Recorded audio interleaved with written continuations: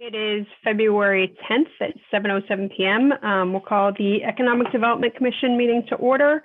Present from the EDC are myself, Renee Deli, Laura Parker, Sharon Rice, Sandy Olerhead, and Christine DeVoe. Two of the members, Michael Toll and Mike Massini, will be late in joining us later. On the agenda tonight, we have a few items, some business updates and interests. We have Tom and Craig here from MassDOT to talk about the rezoning. Paul is going to give us an update on the Rapid Recovery Grant, and then I'll provide an update on marijuana establishments and some changes to the bylaw.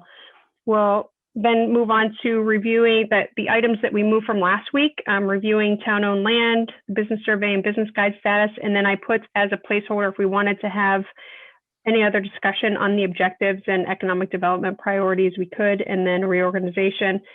And I'm sorry to say I don't have anything for item 6, but plan to have many for the next meeting. So why don't we get started? Paul, did you want to do a quick introduction to Tom and Craig for our first discussion? I'll do it quickly. So we've been in touch with Tom and Craig for a while to discuss the possibility of rezoning some parcels that MassDOT owns at 495, north of 495 along 123. We actually have put in the article for these 4 parcels to rezone the property from residential 80 to industrial, which is actually the same zoning district as across 123 at Blue Star Business Park. I think this is a great opportunity for the town. This is maybe the last vacant prime real estate that we have in the town. And this would obviously, if developed, would provide significant tax revenue increases to the town as well as lots of jobs. So with that, I'll just turn it over to Tom and Craig to explain what they want to do. And thank you, Paul, and others. If you don't mind, I'd like to share my screen and I can go through a quick presentation. Sure, go ahead. All right, let me see if make sure you can see this. Everybody can see my screen? All right, yeah. Very good. So this is again, my name is Tom Cox. I work for a company called Greystone. We provide real estate services to MassDOT. And I've been working with Paul and as well as the town manager and others on this property or properties that MassDOT has. So you see in front of you your own GIS webpage system. The town of Norton is not shaded kind of here. This is 495 that cuts through. I'm going to zoom in a moment, and this is 123 that kind of cuts across it. Just wanted to put it into perspective of the properties we're going to talk about in the context of the entire town. So as I zoom in here, East Main Street is Route 123 in your community. MassDOT owns approximately 37 acres. It's located right off of the highway axis. So again, here is 495. This is 123. This is Leonard Street. There are 2 large industrial buildings constructed at this time right here, immediately across the street. MassDOT's property, again, is approximately 36.9 acres. It comprises of these 4 properties that I'm highlighting here for you all. I should also say, of these properties that we have here, one of them, this one right here, which is approximately 6.9 acres, is subject to, or we believe it may be subject to, working with Mass Wildlife, to a management agreement. We're trying to work with them around how exactly that came into that classification, what exactly is the operative document, et cetera. So we are in direct discussions with Mass Wildlife in DCAM, which is basically their real estate representative. I think I can say that those discussions that we're having with them are all very positive. I defer to them for fact check that or what have you, but at the end of the day, our discussions we've been having with them are very positive, And I'll get into this a little bit more details kind of on what I mean there kind of in a moment. So again, we MassDOT own these parcels of land that I'm highlighting across the board. We, MassDOT, have an active operation on site. We have 2 separate salt sheds that are about approximately 20 feet by 84 feet that are shown here. I'll zoom in a little bit. And then we also have here a building, or it's basically a work trailer that people from our district office work out of on a daily basis. So on a daily basis, men and women from MassDOT's district office are coming and going from this location. And then obviously during snow and ice like we had last night and over the last couple of days, we actively operate out of these salt sheds that are shown here. So just a point that I wanted to make, kind of the 37 acres that we have here, approximately, we use maybe 1.5 acres plus or minus on a daily basis for active MassDOT operations to maintain our state roadways.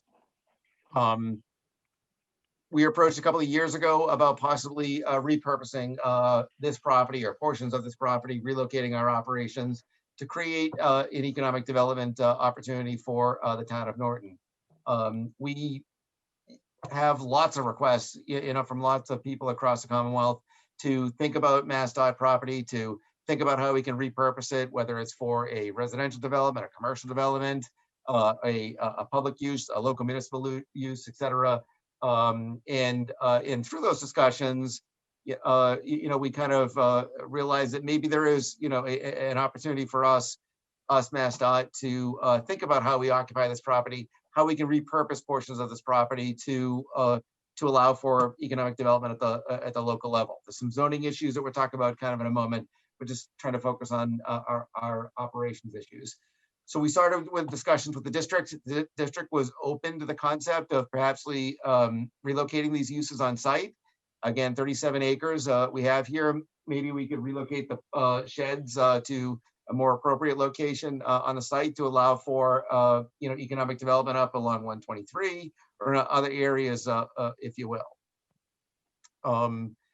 As part of those discussions and in talking to Paul and others at the town, we realize when you kind of look at this parcel of land, if I can highlight here, this 7 acres, 6.9 acres, it's not strategically located, and if to the extent subject to a wildlife management agreement, maybe there's a better location for it. And that location would be along the Canoe River, along the backside here. And I'll use your, your filters in a moment to look at, some floodplain and et cetera. So I said a moment ago that we're in discussions with the wildlife group and DCAM, and they've been very positive about possibly relocating this management area to the rear of the property. When I say the rear of the property, I'm talking about the back of the property from Route 123 along the river. So this management area would be relocated to maybe be a more appropriate location in the floodplain in along the Canoe River, which I understand is from the town level, and then from this the wildlife level, a resource that they want to protect. So kind of that's my general overview of the scenario. Oh, I should also say on zoning is that, as MassDOT has thought about repurposing this property and talking with the local officials, the thought process here, not to speak for Paul, but is to create, an alternative tax base other than, maybe some of the residential uses that exist in the town, but more of a commercial use. The property is presently zoned residential. And again, I can toggle some layers that we have here with your GIS in a moment. But the property is entirely zoned residential presently. Along the roadway here is a commercial zoning district, and then across the street is Industrial. Correct, an industrial zoning district. So let me just turn on the zoning layer for a moment. So you see here, red is commercial, the beige, if you will, and here are our properties that I'm highlighting back and forth. They're all zoned residential, consistent with this development here, and then across the street is an industrial.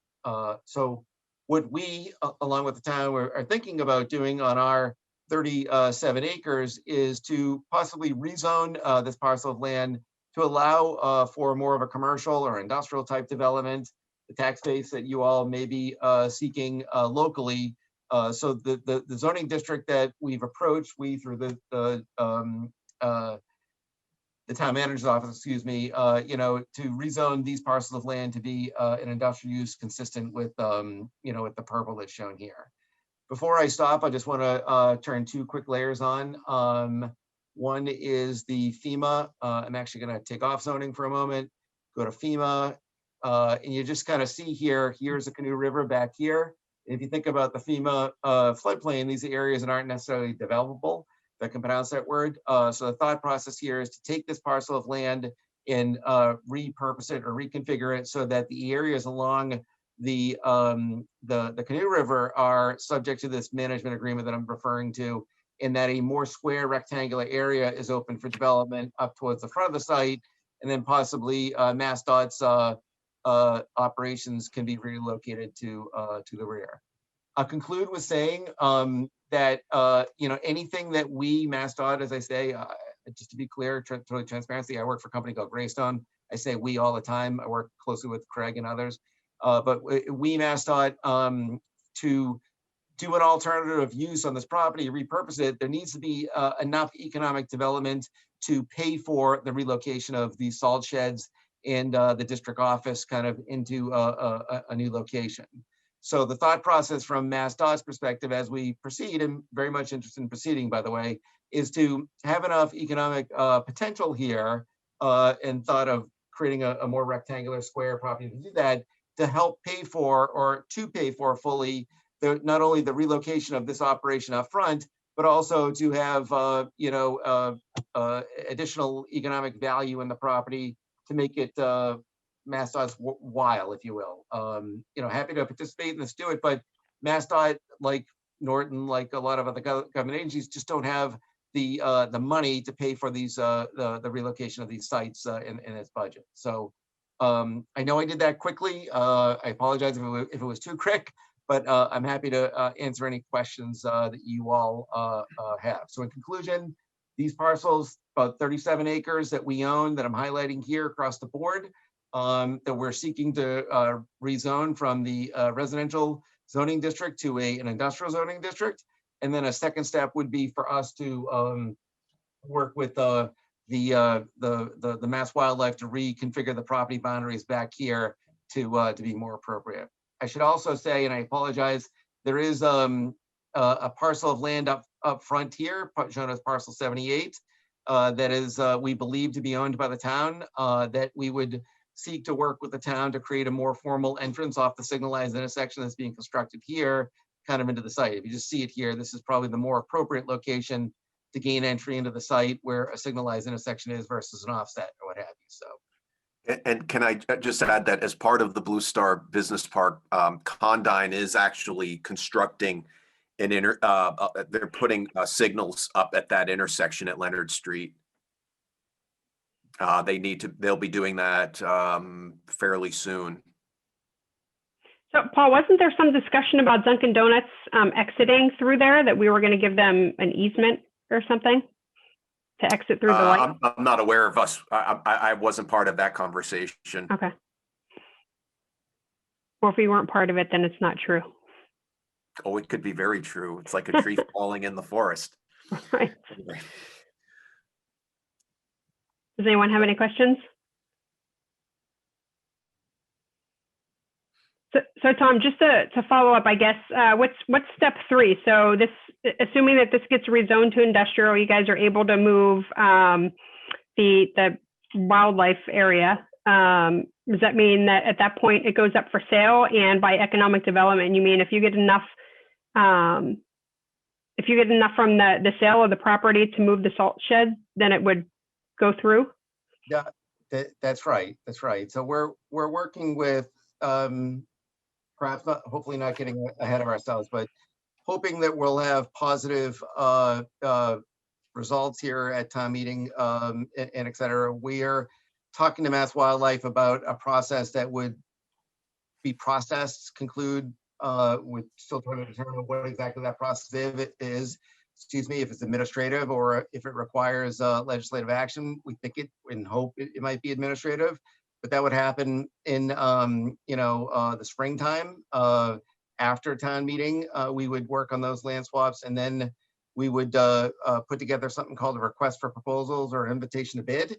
put it out to a public procurement, and then we would allow people to bid on it. And as part of that, we would include either an obligation for the developer to relocate the salt sheds, or for us to have enough value in the transaction to be able to do that. So if all goes well, and hopefully not getting ahead of Craig with his comments, but be putting out an RFP ITV summertime, to continue with the progress that we hope to make through the springtime.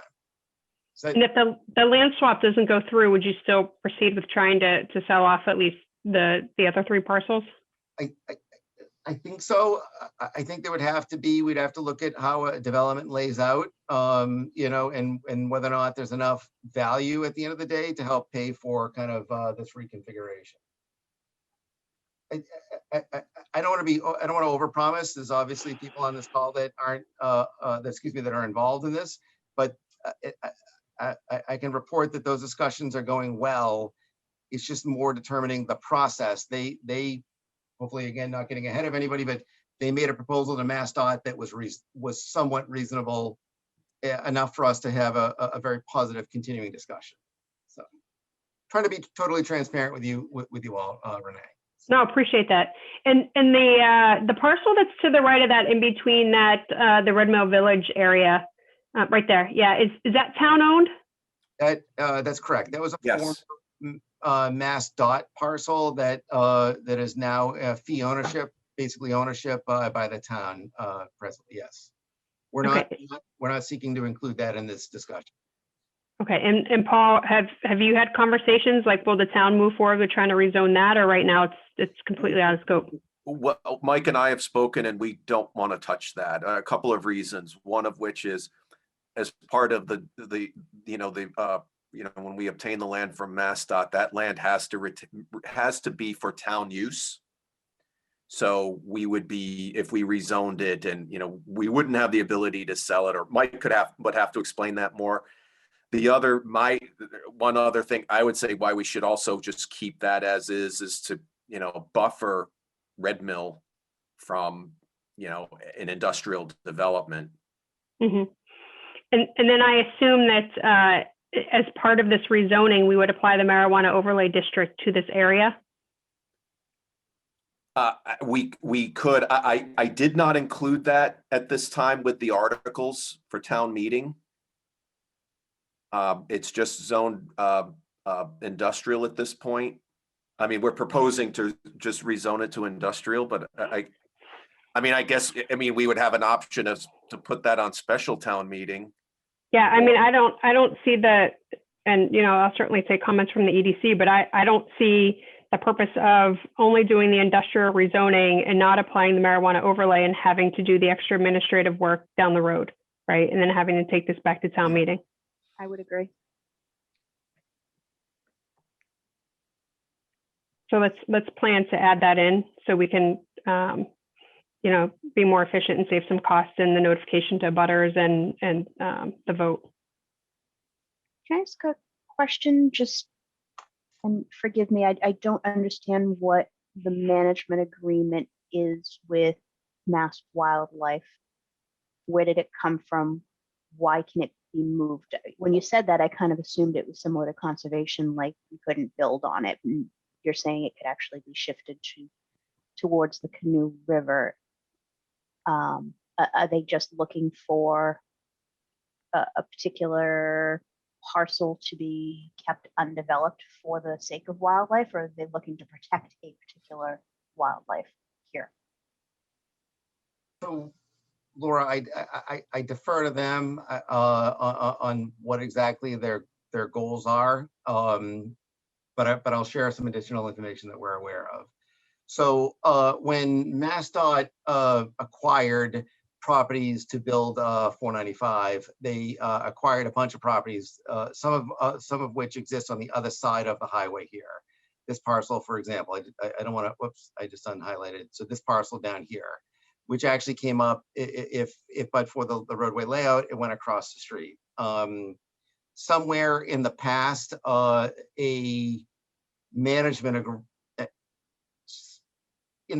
prior to MassDOT's existence, which I think was in the mid-90s, there's something called Mass Highway. Mass Highway's property and real estate was managed by DCAM. So when they created Mass Dot, they created a scenario where they have their own real estate group, such as Craig who's on the line here, and et cetera.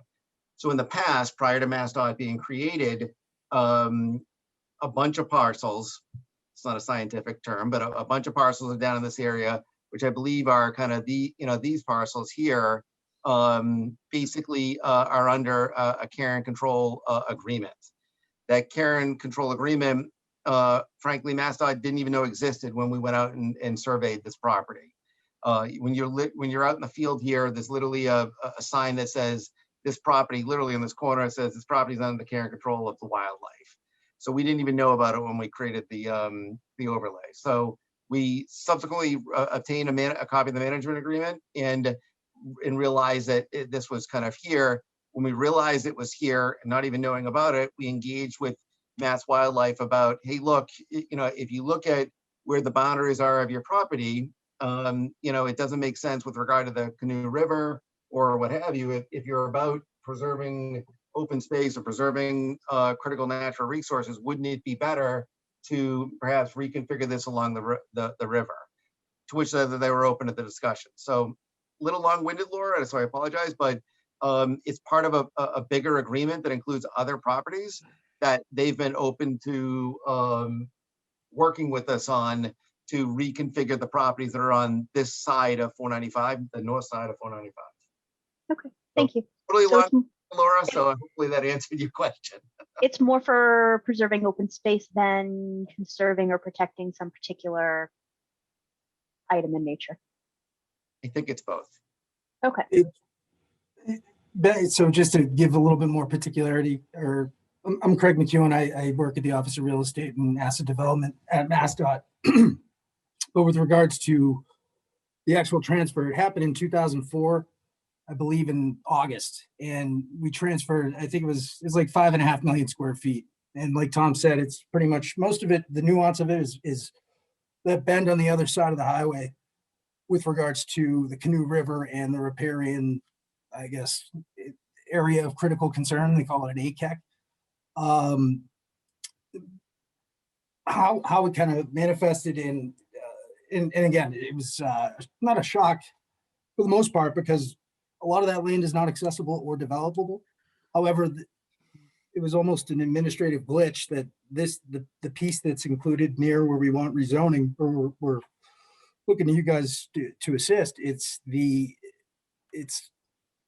landlocked, as I mentioned, but it's because the original parcel that was taken, it was like 56 acres. It was called parcel, I think, K. I forget who owned it, but it spanned both sides of the highway. So when we kind of jammed 495 down through the middle, it created this kind of, irregularly shaped, inaccessible, it has development value because we have access from 123. However, it somehow got kind of lobbed into a management agreement that it was never recorded. So it didn't come up in any of our title research or when we had looked into this for development.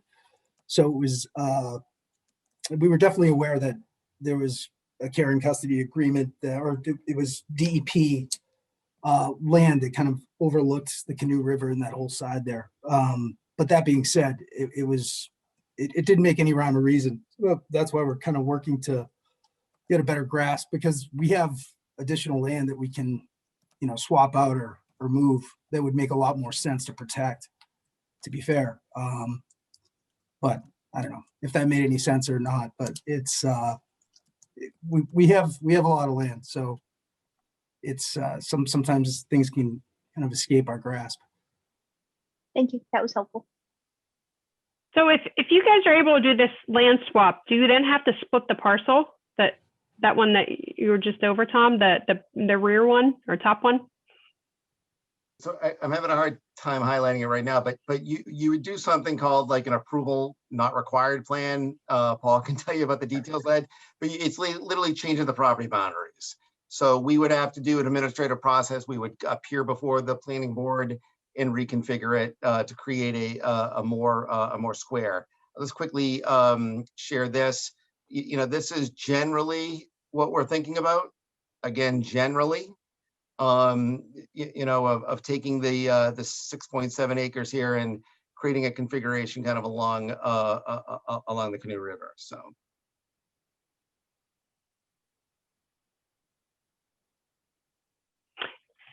Does anyone know, once it's in like the wildlife kind of bucket, can you, not from a perspective of developing, but can you do anything from like an outdoor recreational perspective? Like make trails or like open space, like picnic areas or anything like that? So again, not to speak for them, and I'm trying really hard not to, but what they had said when we talked about it, because we talked exactly about that, Renee, of like, hey, to the extent that we develop this, we would work with you all to provide access to it. Whether it be like an easement or a parking area. So if Tom Cox, the developer, was lucky enough to buy this, he would have to do that. Their response was, not sure if we want to promote access to it at this point in time. So they're not sure if they want to allow Tom Cox to have a sandwich out there and sit at the picnic tables. They may just want 7.5 acres along the Canoe River to make sure that it's protected and Tom Cox doesn't go out there and pollute it, whoever this Tom Cox guy is. So. Okay, thank you. I appreciate you speaking of yourself in third person. I do it all the time. He does. Any other questions? Do you mind if I ask a question? Sure. With regards to Condyne across the street, I'm just curious, like, we're actually, full disclosure, we're working with them because they need an access break through our layout line. Actually, Tom, you can probably point it out. Our layout line ends basically at Leonard Street for the state highway layout. But in order for them they need access through a layout line that's residential access only, but we're working with them to facilitate that permit. That kind of go in concert with, like you guys had mentioned earlier, with the intersection improvements and the upgrades that are being done at East Main and Leonard. But my question, I guess, is, and I've read, it's a massive development. I mean, and congratulations on getting that through. I know it took many, many years, but they're a fantastic company. And long-winded question, but what in terms of, I guess, financial and what does the town anticipate for revenue from the tax basis that is going to be created by Condyne's development? Oh, I don't know if you can answer that, but I don't think we have enough information to answer that at this point. Yeah, building 5, we issued the final permits. I mean, it's open and running now. I don't know what the first year tax revenues are going to be, but a building of that size, 220,000 square feet, I mean, that's going to be certainly in our top 5 of tax generators. I mean, this project will probably have a number of buildings in our top 10. What do we have secured up to this point? So there are 2 buildings there. One that have they applied for the building permit for the third? They have not yet applied for what we would call building 7. I keep hearing it's coming, but not yet. And no commitment to the retail space on 123 either, right? Not yet. Okay. Not that we've heard. And then, of course, on the other side of Leonard, actually even more development is proposed to come. I think another 7 buildings and another 400,000 some square feet. So, I mean, this is going to be a really big tax generator for the town. That's great. And a lot of jobs. No, I dug into some research just to try to figure it out, only because it's such a massive scale development, and we know the impacts. And I've read through their MIPA certificate and all that, but it's hard to put a pencil to paper to really justify or kind of understand and grasp, the financial impact, in the positive sense. No, thank you. I mean, I think to Paul's earlier point, right, the nice thing about this is it is probably one of our last areas that we could develop for economic purposes. There might be, you know, some here or there, but to this magnitude, I just don't think we have that available. So, Paul, is there anything that you need from the EDC to support this, or otherwise? I mean, I think, you know, we have the one follow-up to make sure we include the overlay. So I wanted to ask you about that. I would assume then the EDC would probably need to take a vote on both, but in particular the marijuana overlay district. I assume that you'd want to have a vote to endorse initiating the addition of the overlay district, marijuana overlay district, on these 4 parcels. Is it too early at this point, not understanding what the actual parcels will look like? He's showing them. We know exactly. We know where they're with at. the land swap and the other. I'm fine going to a vote. I don't think that's a problem if the group is on board, since this was just proposed to us. I wouldn't let the land swap, because the land swap isn't going to affect what gets rezoned to industrial. The land swap is going to affect what can be developed within it. So, you know, in other words, if there were environmentally sensitive land here in an area zoned industrial, and this is true of anywhere in town, you still can't develop it regardless of it being zoned industrial. So as far as what goes to town meeting, it's those 4 parcels. What ends up getting carved out for getting protected, that'll happen later with the special permit and the site plan. Okay. Does anyone not feel comfortable voting on it tonight?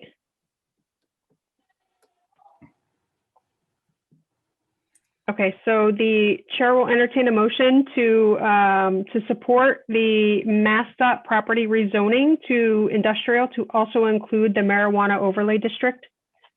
So moved. Is there a second? Second. Okay, and we will take a vote. Laura, Yes. Sandy, Yes. Denise,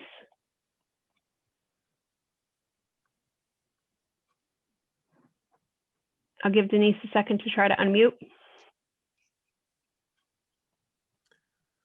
Okay, I'll give Denise another second and move to Sharon. Yes. And I too vote yes. Let's see if we can get I'm Denise. so sorry. What were you asking me? Do you vote to approve for this MassDOT property, the rezoning to industrial to also include the marijuana overlay district? Yes. Okay. So you have full support of the 5 members of the EDC, Paul, to move forward with that. Okay. Let's regroup afterwards and we'll draft the language. And Yeah. I don't know at what point the special town meeting will be called, but we've talked about it, so you know it's coming. Okay. I'll give them a heads up, Mike and Michelle, to let them know. Okay, that'd be great. Perfect. Any final questions for Tom or Craig? I see Tom shaking his head no. No, I'm good, but I say thank you very much. We really appreciate it. And, you know, not to speak for Craig, but we're willing to have these type of informational sessions throughout the springtime with any group that would like to have an audience with us to progress this. So. All right, that's great. I think before you guys leave, I think Christine, do you have a question? Yeah, if I'm able to ask a question, I just have with the traffic, I know you say they're putting in a traffic light. Are they also thinking about possibly expanding the road to make it a 2-lane further past, like heading towards like the Dunks, like where their exit is? Because I know that's only just a 1 lane. It kind of turns into a 1 lane right after the street there. I don't know if you have any plans for that or if it's just going to stay the way that it is. I actually might have the road plans if, let me see. Christine, I know as part of Condyne's approval, they were not required to expand 123 north of Leonard Street. Okay, that makes sense then. And to the extent that whatever gets permitted requires that, I mean, that'll be a local discussion with the community about what type of traffic mitigation would be required as a result of this development. Of course. Great. Thank you. And I would imagine that'll be extensive conversation. Okay, anything else for Tom or Craig? Did you want to look that up real quick? Yeah, it's 177 pages.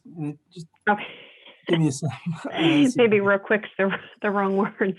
Yeah, I can share those with Paul, and I think you can probably. Yeah, I'm gonna have. Yeah, this is Okay. good. It's gonna Okay, cripple my. That's cripple fine. my Does that computer. work, Christine? Okay, perfect. Well, gentlemen, thank you so much. Appreciate the discussion and the information, and good luck. Thank you very much. Goodbye. Thank you. Bye-bye. so much. Thanks, Paul. Bye.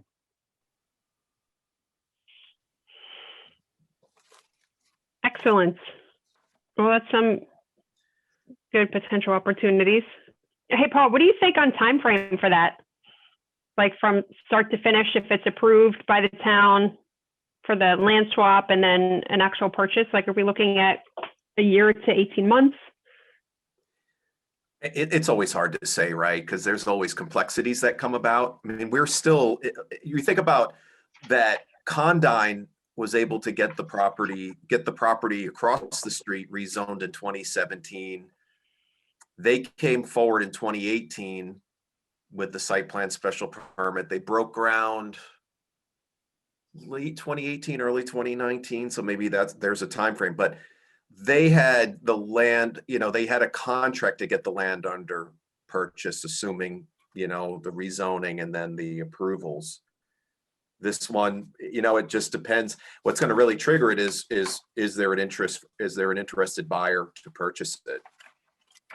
Do you have reason to believe there won't be one or multiple buyers? I think it's going to be a really hot market. I mean, we don't have much vacant land. In fact, in a little bit on our agenda, there's going to be an item we're going to talk about a new potential project that we may have. But right now, I mean, what I keep hearing is, the industrial and commercial real estate market is just still booming. And so the vacancy rates are at practically an all-time low around, the country and certainly in this area. So if we are, to get this rezoned, why not? And, there's sewer there, we could connect to that. The other thing to think about too is, if we're able to extend Leonard Street to the other side, we could finally get our little parcel of land connected to get access to 123, not the little piece, but the piece that buffers Red Mill, which as you know, that's been a point because we can't do anything with it because it doesn't have any frontage. So are you saying that if we had that extension, that we potentially could use our land that we own for some sort of outdoor open space recreation? Yeah, again, it's my understanding with the transaction with the state was the town gets it, but it had to be used for town-related functions. So certainly those could be, that would certainly qualify, should qualify as a use that could go there. But right now, without actually having access to it, you can't develop anything without access to a road, to a way, a public way. Mm-hmm. Or a publicly accessible way is the right term. And Paul, let me ask you from just a purely financial perspective. Is it more advantageous to have this property zoned as industrial or more to have it as commercial? Well, great question. It would be probably for industrial because industrial still allows pretty much all of the commercial uses that commercial allows. But industrial commercial doesn't allow any of the industrial uses that could end up going there. So you have more uses to choose from with industrial, Mm-hmm. but neither will allow. Well, industrial does not allow residential. Commercial, I don't have my bylaw, but I think there may be through some special permits you could get some residential there, but residential right up at 495. Yeah, I was just thinking the more noise. Yeah, I was thinking more of like an outdoor shopping center, right? Versus just warehouses, like, Well, you could in bringing, industrial, you still could do that. okay. Yeah, that's still permissible. Like all those other businesses that we turned away through the years, can we collectively get them all back in this one nice spot like a Panera? I'm dying for a Panera in town, I gotta tell you. So just as an example, Blue Star is zoned industrial, but right, there's three Yeah. now, will soon be 2 commercial buildings, retail buildings. So that's just an example. Okay, thank you. Do you want to give us the update on the rapid recovery grant? Yeah, it's real quick. We were fortunate a few weeks ago to hear that we had received, we did receive the grant. This is again to help, the main purpose is to help businesses along West Main Street who've been adversely hurt by COVID. And so this is all part of the state's various initiatives to get kind of quick hitting successes for communities. This grant is helpful for us because it's a consultant grant, and the consultant will come in and work with us, work with our local businesses to figure out how do we improve the marketing for those businesses? How can we improve communication with them, to get information out to them? And also, as part of the application I wrote, the third thing was also how can we help how to improve the outdoor spaces there, like what you see at Sabatino's or at Bog Iron. This is going to be really important, I think, for a number of reasons. We think we can get a number of wins, such as, again, improving our partnerships with those businesses. This will also, once we get this and we get a plan together, one of the reasons we didn't get one of the grants that DOT had to help promote outdoor spaces was we just weren't ready. We didn't have a plan. And because we were right on a state highway, they knew they couldn't permit things like outdoor benches quickly enough. So, but this is going to help working with all of our partners to be able to figure out, okay, so if we get the funding, these businesses, these property owners have said they'd be willing to get outdoor, seats, benches, all of that there, and be able to, use that plan to help open up more opportunities for grants. I should say we will be, so they're expecting that the planning process will be pretty quick. We should be hearing from one of their, I think they're calling them facilitator, plan facilitator, within another week or two. They're still trying to select their consultants at the state. And then we would be looking at completing the plan somewhere. They would say about a 5-month planning process starting in late February. So once we get that, the facilitator will get a good sense of when we expect things to start, who our consultant will be. And then I had asked my contact at the state, is there anything we can do in advance? And they just said, hold off on that for now. Just wait till you hear from us. And Paul, can you refresh our memories? How far does this run? Does it run from 140 to the Attleboro line? Well, I didn't apply for that, but this grant was, fortunately, there's a lot of flexibility in it. So I think the way the person I'd spoken with the state said, when the team gets all assembled, then we can figure out the geography. I had just put it from 140 to home plate because but it certainly could go all the way to Attleboro. I was just, initially, I'm always thinking about the village center, but like, I gotta think more broad. We need to think more broadly than that, just that very limited area. So is it possible it could go all the way down to Attleboro? Yeah, it could. Okay, because some of those, like one of them closed, I think, right? A bar restaurant down there. But I mean, if well, we don't have any after meeting parties over at these places. I know. It's so funny you said that, because about 3 minutes ago, I'm like, man, I miss like meeting in person and just like you end up so drained from work and then from like total focus in these meetings. It's nice to just go have like a quick pizza, right? Yeah, and beverages. I drive that way every day. I don't know what closed. I thought something one on the down hill? by, The hill, was it,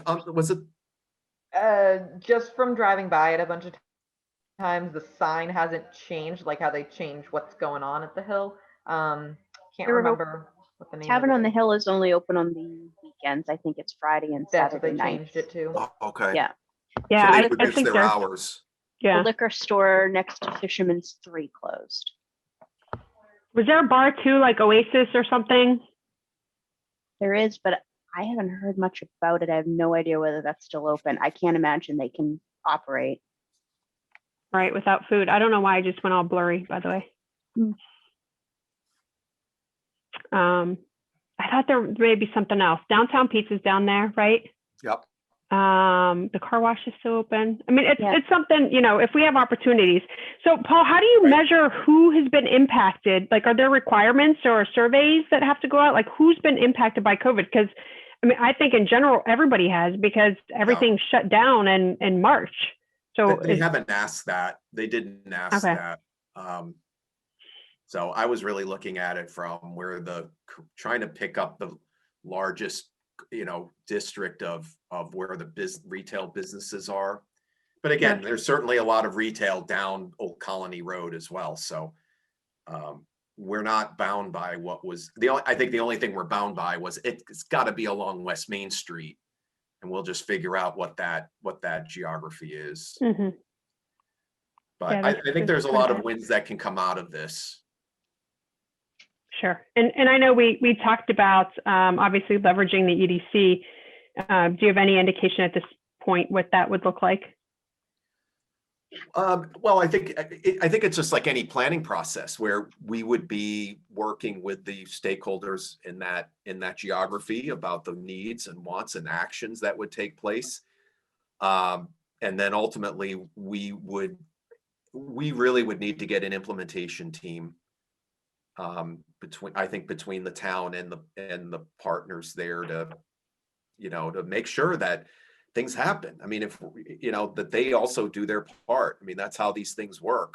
It can't just be us, but if businesses are willing to provide some sort of services, or that's how we can make it work. But it'll be a longer term process, but I'm thinking it could even evolve into when the master plan is adopted, that an implementation team could go from there, leap from just this project to something broader, possibly. But these are questions we'll want to talk to the consultant team about. Mm-hmm. And the money is, or the grant's based around the consultant, not necessarily money to support the businesses? It's just a consultant fee. We won't see the money. The state will pay them directly. We've had other grants like that as well.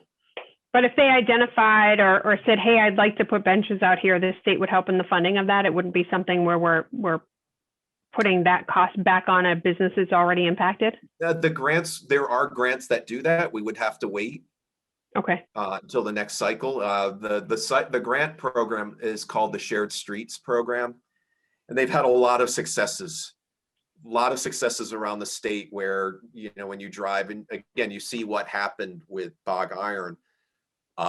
Communities were able to do, purchase relatively inexpensive things like barriers and benches, and really help transform places and make them much more winter, resilient. I mean, you go out there now. In fact, I was driving by Bog Iron, and you see how they have the bubbles over the tables now. It's great.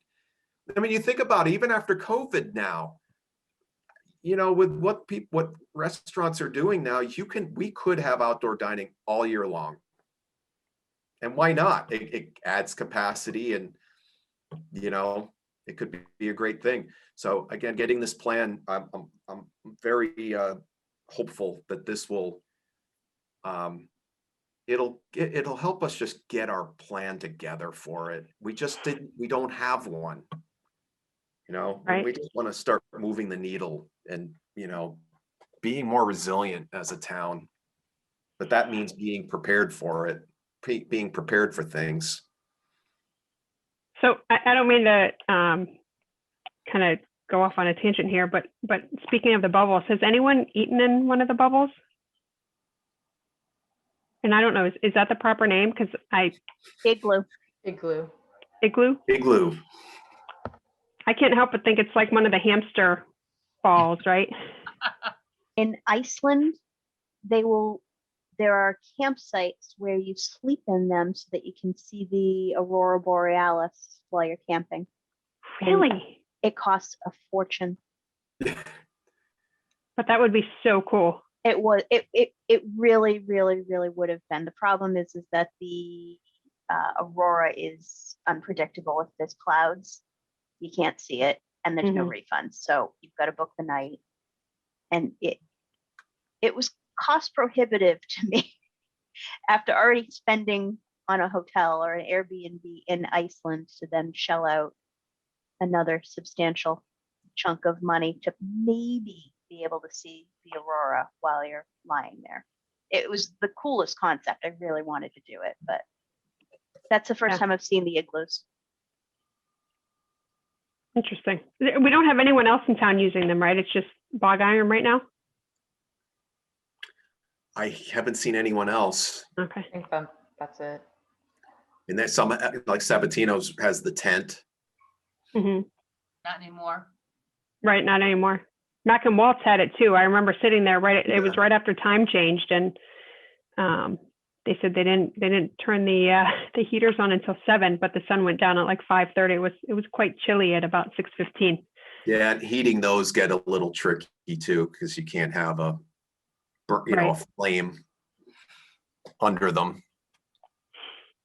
So no, I think this is great. And it's funny that we talked about the grant, and then it seemed like, and you said you didn't know when you'd hear back, and then it was great that you heard back fairly quickly. Yeah, the state has really been, with COVID, has really been impressive from the funding that they've opened up to the technical resources that they're really stepping up. And it's competitive. This one, I knew, in talking with them, that this one wasn't going to be as competitive, that they had money and was just consulting. So, and they, there weren't that many communities applying for it because a lot of them, again, already had their plans in place. So we just want to catch up to them. Mm-hmm. Great. Well, thanks, Paul, for that update. Any questions on that topic, on the grant? Nope. Good job. Thanks, Paul.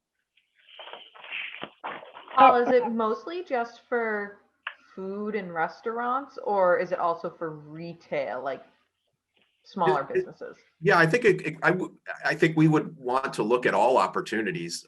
Retail certainly, because they're retail spaces too. Why not have an outdoor retail area? So I think we want to be as broad as possible. Yeah, because I was thinking just like there's a few like little consignment shops along that road, just having them, especially now, even if they were to have like a little outdoor kind of like bazaar, I guess, and people could walk through outside or even like see that area, that would, attract people to pull over and stop rather than just reading a sign and driving right by. Right, exactly. We have consignment shops? Yeah, right next to where the Cumbies is gonna go. There's one there, and then if you go just past home plate, I think it's next to Tom's Barber Shop. There's another one, maybe another one after that. But yeah, they're like little like boutiques. I didn't know that. I have to check them out.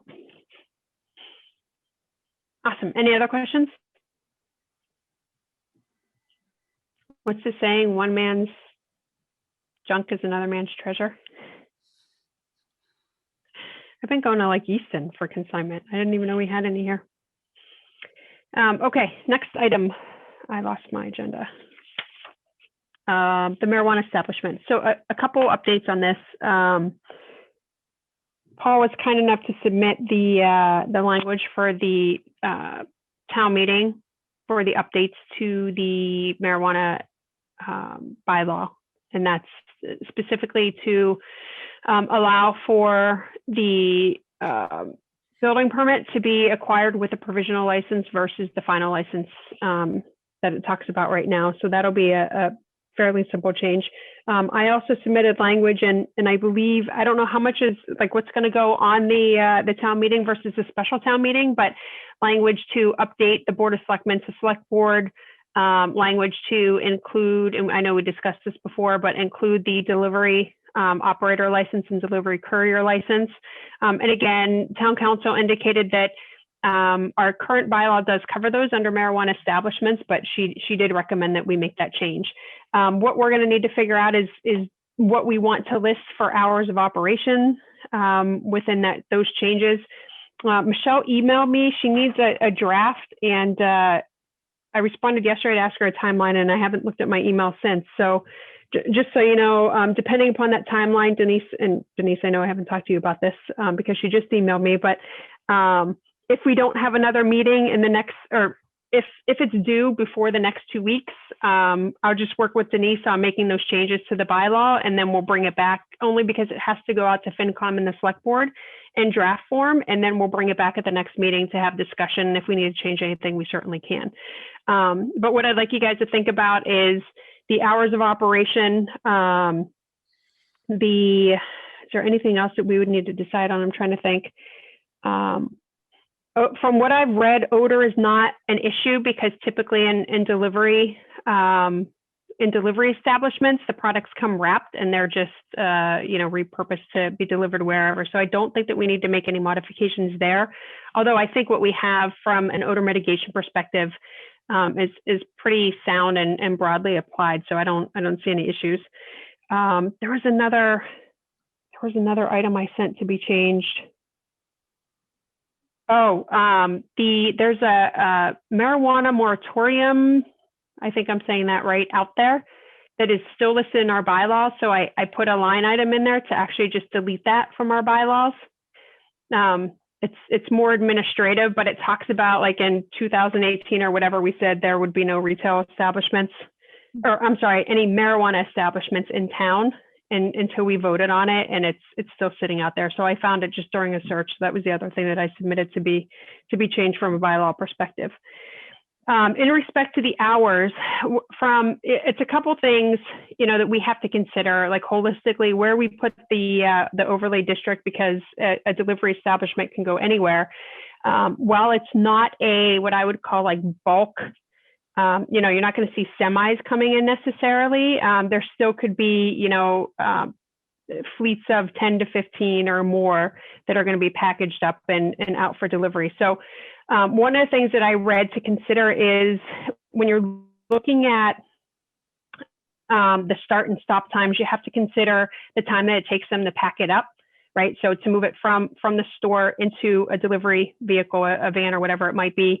And then essentially at the start time that we would designate, they would hit the road running, right? So just something to consider, and take a look at the overlay district, where early morning noise, cars coming in and out, or doors, being open and closed might cause a disturbance. Offhand, I don't feel like we have many of those where it butts up against residential areas, but it's worth us taking a look before we sit down to decide if we want to put any restrictions on the delivery hours. So just food for thought. The other thing that she had recommended is we should consider whether or not we want to restrict or limit the number in a fleet for delivery. I almost think that's more of a condition of a special permit than something in the bylaw. And Paul would certainly appreciate your opinion there. Like, I just think the situation can be completely different based on the location. So I don't know that we would want to address that in the bylaw.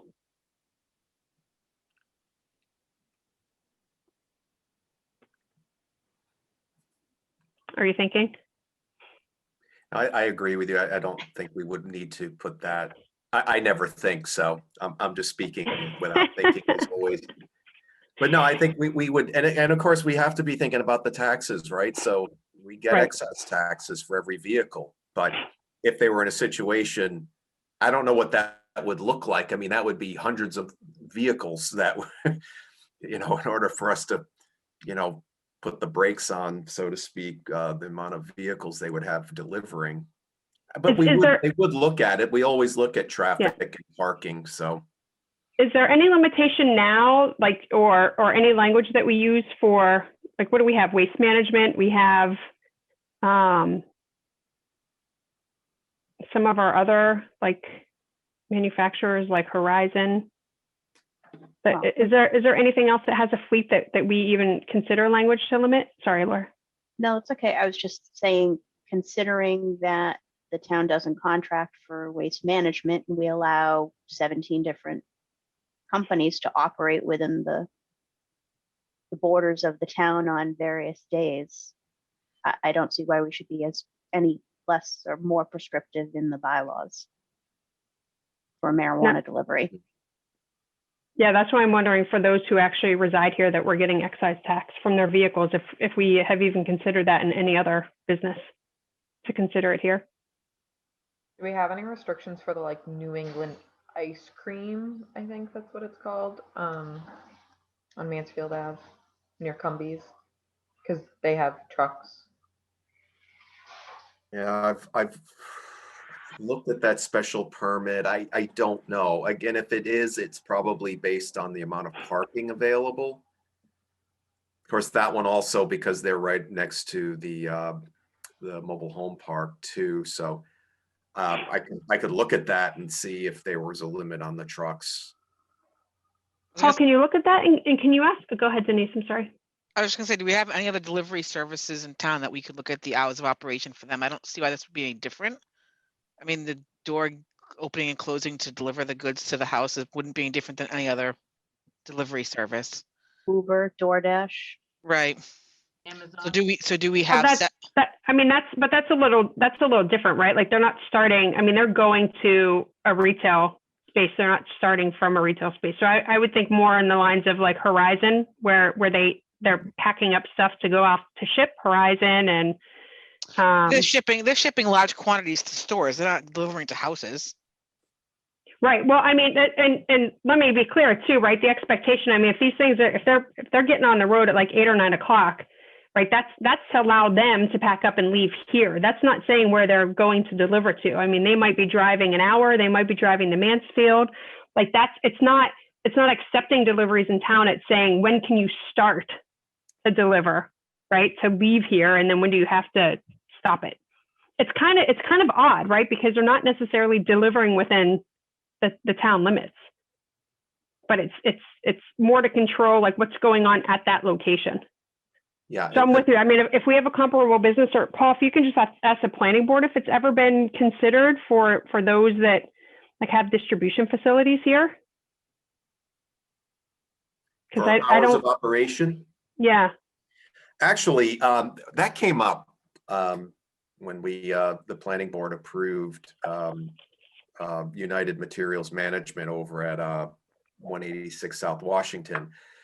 That came up, and I researched some of the sites, including Horizon, looking at the special permits, and we did not place limits on hours of operation. Okay. Was there any discussion that maybe it was an oversight and we should have considered it, or do we feel comfortable moving forward without? There was discussion that came up with United Materials Management about it, but there wasn't. They ultimately didn't. I need to confirm that, but you know, the planning board does have the authority to approve hours of operation. But you know, obviously, it needs to be, you know, where you know, a project can actually be successful. You know, if they're too restrictive, Right. you know, they would get appealed, and you know, it goes to the courts. Who knows what happens? But again, that's going to be a case. Oh, I'm sorry, Laura. No, that's okay. Sorry. Again, that's going to be a case by case where the project is located and the types of vehicles. I mean, if it's trucks versus cars, you know, but the board does have the ability to look at hours of operation. I'm more concerned about restricting it in the bylaws, you know, where we've got, you know, one, either the hours or two, the size of the fleet, just due to the fact of, you know, a prospective company wanting to come in and looking at our bylaws and say, it's not a fit, whereas we may actually have some wiggle room. Right. Via And the yeah, and that's special why I permit. mentioned, yeah, and why I mentioned like location can be a pretty big indicator, right? We did it on retail establishments. You know, I know it was all over the place statewide, but we followed, if I remember correctly, we followed the our liquor stores, right? Like what we had identified there. So there was some consistency. No, I just want to bring it up. It was something that town council had indicated or things that we should consider. You know, and Paul, if you can ask the planning board and maybe get a sense too, if they're fine addressing that as part of the special permit, or if we need to put, you know, even if we put like a smaller guideline in there, or I'm sorry, a larger guideline in there, right, for them to operate within. I mean, I just want to make sure they're comfortable with it and it doesn't become a sticking point too. And then the other thing, you know, I think something that's a little different with this type of business is it's a smaller vehicle. Like the waste management, I thought there was discussion on making sure, like everything at the end of South Washington, right? The big trucks, that they all go left towards Bay Road and not through the residential area. I don't think that's the same here because they're smaller vehicles. So wherever it might be, I mean, they're just going to go, what's the fastest way to get to the highway and get these deliveries out, right? Right. And also one of the factors that comes up when you're dealing with trucks is backup alarms. You know, we don't want them backing up Right. at 3 o'clock in the morning, whereas it's a van, a smaller van, they probably don't have that.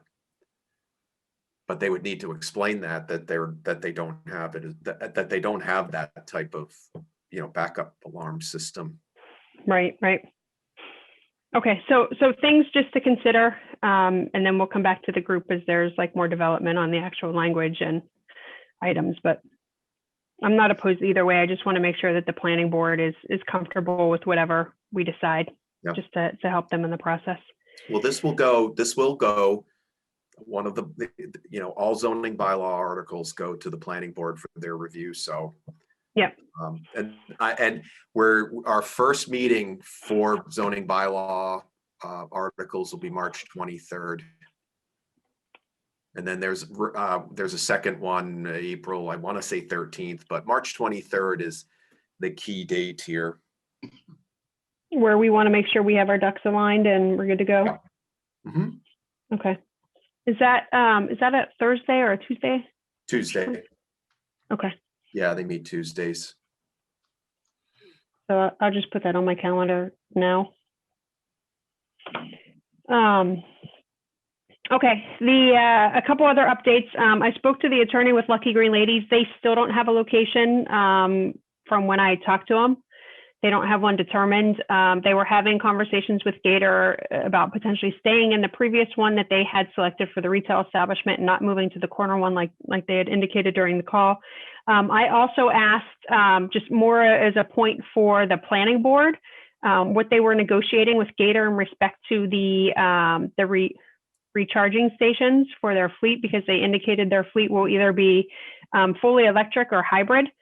And he didn't quite remember that point, so he needed to go back to Gator to talk to that. So I'm hoping to get more information on that so that we can provide the planning board with that, because I think aside from the town hall where we put in those recharging stations for cars, we don't have that anywhere in the town.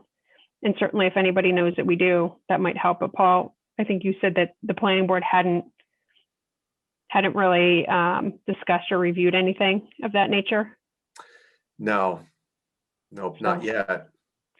So that'll be a new item that, whatever we can get in front of and provide information to the planning board will help to smooth the process to get these guys through quicker. But as of yet, they haven't ironed any of that out. So it's not moving forward. We have had what I would call, at this point being the small town that we are, we've had some significant interest in not only the overall marijuana overlay, but specific to delivery operators as well as cultivation and delivery. So I'll just give like kind of a summary. So these, Paul and Mike have had conversations on these. I've reached out to a couple folks and had some calls on them too. Some are in the really early stages. Others seem to be prepared to move forward more quickly. But there's an individual who has Combat Veterans Cultivation LLC, who's looking to operate within the town. It is a resident of the town, which is nice too, and they want to actually open this up. But their primary, what I'd say, mission is to hire and train combat veterans to work as more of a therapeutic opportunity to them. And it's a small, well, what I'll say is a smaller cultivation facility. Paul had provided some potential sites on Hill Street and Mansfield Avenue. They're looking for about I think I wrote here 5,000 square feet. Paul, does that sound about right? I think that's right. I feel like my notes. Give a size. I don't recall him giving a size. We've Okay. had numbers of conversations. No, then that must have been when I talked to him. But he's looking for like a tier 1 grow, like a micro business, right? So it's of a much smaller scale, but it gives them the opportunity to do cultivation manufacturing if they so choose. So the other thing that we talked about, and I know that we have this as an option later on, is like town-owned land, right? So he had asked me about what else is in the town where he could build like a warehouse, and he doesn't necessarily want to be like in a high visibility area, right? But he also doesn't want to intrude on the residents. So one of the properties, one of the properties that he was looking at is on, you guys remember that parcel on 140 where Reservoir Street comes behind it? And it was one that we had completely in the marijuana overlay, and then it was split because there was a decision a while back that we hadn't accounted for. It was that like the weird triangular one. Yes. Yeah. Yeah. It was closer to like the corner. So you have the Reservoir 140 corner, and it goes out in a triangle, and then there's some other parcels. And we initially had the entire area that was zoned. I think it was zoned Village Commercial, and we applied the overlay, but it was supposed to say residential on the Reservoir Street side. Yeah, a small segment of it. So he's looking at a parcel there. It's a very odd looking parcel that kind of, I don't know, has like maybe a hexagon. And then, You want me to pull it up? Yeah, if you want to do that versus me trying to go through my shapes, I feel like I'm How many giving sides a. does it have? I know. I was like, how many does a hexagon have? Maybe it's a pentagon. And then just for the record, Michael Toole and Mike Massini ironically joined at the same time. Were you guys in a meeting together? Kidding. I get that. Massini must be happy about his meeting. Boy, I know. Mike, I didn't know you. That look was kind of daggerish. So while Paul's pulling that up, you guys missed a presentation by Mass DOT in which they're looking to rezone property that is adjacent to 495 and 123, kind of tucked in that corner there. They're looking to rezone it to industrial, do a land swap for wildlife, and then sell it for potential economic development. Yeah, I saw this presentation at the planning board meeting. Was there any question regarding? It's not industrial now, correct? No, it's residential right now. And so it's on the town meeting warrant to change it to industrial. And we voted to support to also apply the marijuana overlay to it. Why, let me ask you this. Why keep it industrial, not do commercial? We had that discussion, Paul. Because industrial allows all the commercial uses. Thank you for slapping me down, Paul. Anytime. No, it's a great question. No, that was a one-handed just shut tool up because it includes everything, Michael. No, I've been talking too much, and I'm trying to be just concise. I'm glad there's somebody else here to do it as well. So can you all see this? Yes. Okay. So is Renee, am I on the spot?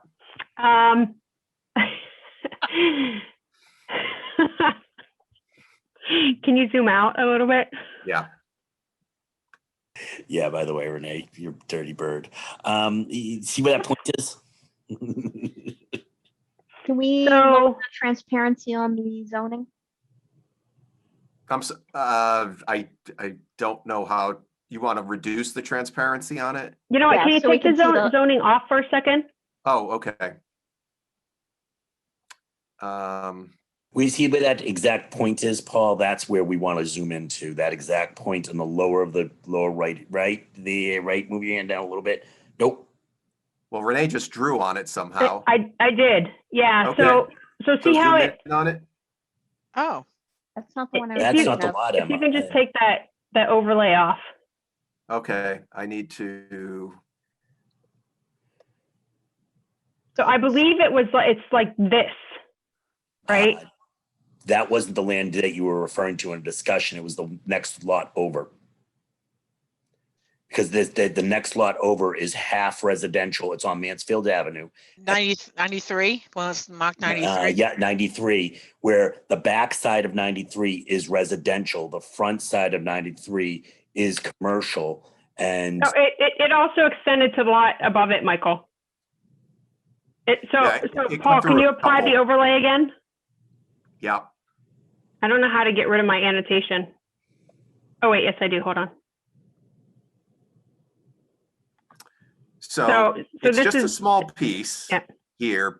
This other piece, so 93 is owned by Wheaton. 88, oh no, that's not 88, but That's this is it. This is the funny one. Oh, hold on, I'm in Okay. the wrong. Why can't I draw now? Someone explain where on Mansfield Ave this is? Is this? you're looking at right now. You're looking at about Fernandez, across the street from It's Fernandez. like Mass Gas. No, Okay. not you. You're not. Yeah, it's Mascot's farther up towards the center. yeah. Like here, right? Isn't this Mass Gas? Like or is Mass Gas 131? 130. Yep, that's Mascot's. This is the beginning of Reservoir. Close Yeah. to- Yeah. Yeah, the split is right down here. And there's Reservoir. Okay. Thank So you. I was wrong. This is more of, I don't know what kind of shape this is. It's The kite. it's something. So he's looking, what he initially indicated was, coming off of here and then having it tucked back in here. And we talked about too, obviously some of the history with this, and, one of the things that we would be concerned with in town would be concerned with just making sure that it's not visible, if at all possible, from the, the residents along here. But like I said, his hope was to put it somewhere where it doesn't, it's not right out on the main roadway and doesn't cause what I would just refer to as general inconvenience to people. Renee, sorry, what's the proposal? So this is just somebody who's looking to do a combat veterans cultivation, a micro business that would be cultivation and manufacturing. So he's had some discussions with Paul, and then I had some discussions with him too. He's not at the point to officially move forward, but I was supposed to send him Jen and Estelle's information as well. But Mike, what I had mentioned was, his mission is really to hire and train combat veterans to work in the organization.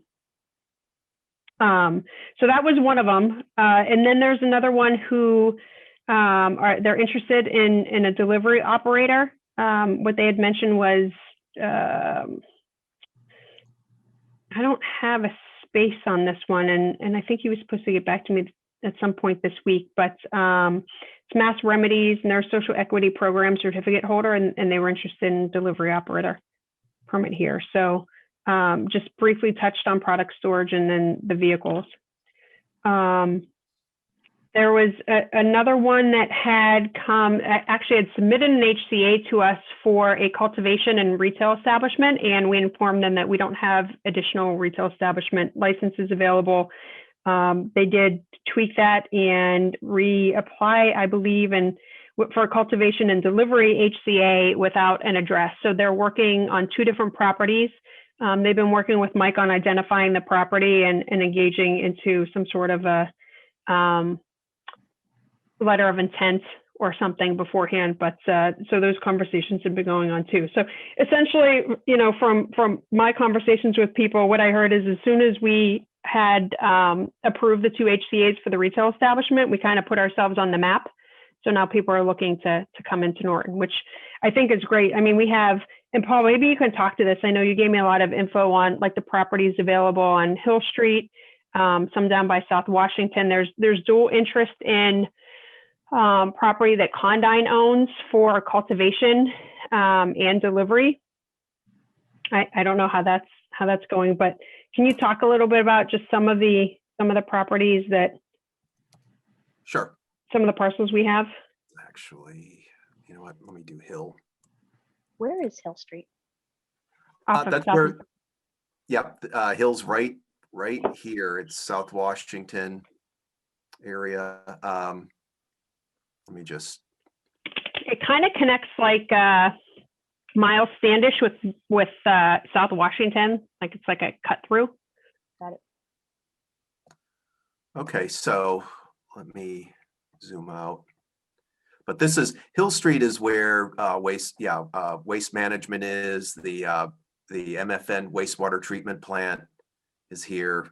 So you can see part of the street is zoned industrial, the other part is residential. And there are a couple of properties, sorry, I need to move that and, oops. I'm gonna just go to the aerial and that'll help. Just want to show where there are some vacant parcels. There's a couple of big vacant parcels that are zoned industrial. So on this side, this is all industrial. Of course, this is the Hill Street solar facility. And there are a couple of vacant parcels here, over 10 acres each. And then there's another piece, a big piece right here. I'm highlighting it. That's the one That's Michelle's where, looking at. yep, Rosenbuds was looking at. yep, it is. It is Okay. one of them. So I that's thought a that vacant, looked familiar. yeah, yep. And it's owned industrial. They actually, the Didn't we planning board, determine actually- there's like really little usable land in there though? I think it's pretty wet. Yeah. But they split it into 2 lots a few months ago. There's another piece right up on Lopes Drive right here. That's, you can see some vacant, I think that's 2 Lopes.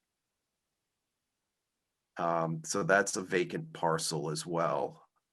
350,000 square feet, so 8-9 acres. And then that piece that Renee was talking about on South Washington, I think that's, nope, that's not the one. Musto, where's I think Musto? it's There he that is. one. Yeah. Yeah, so this was one that a couple people have also looked at that were inquiring about it. This is the one that Exit 10 LLC had presented as a backup.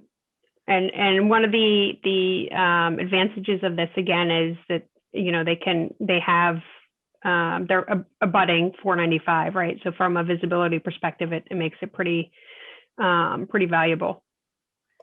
Yeah, so their access to 495 is real easy. But we also had that realtor. Yes. Yep. Denise, That's the one with the cultivation and delivery as well. right, that is looking at that site. Is that 25-811? Yeah. So it was that one. And then she was also looking at, I had the Mansfield Ave, right? That one was by the res. Yeah, that's yeah, I know which property that I just is. have it as ID 5_0. And that, I think you told me that one was 18 acres. So and the interesting thing, like on Mansfield Ave, is we have, the town owns a couple pieces of property too, right, Paul? Like we have the one where the former Parks and Rec building is, and then Right. we have that space that we initially purchased to put a ramp in that we found later we couldn't put a boat ramp in. The parcel you're referring to, Renee, is we were just south of it. The five- It's, yeah, what is it? The Peterson Trust. Yeah. Now, So which one, we were just down,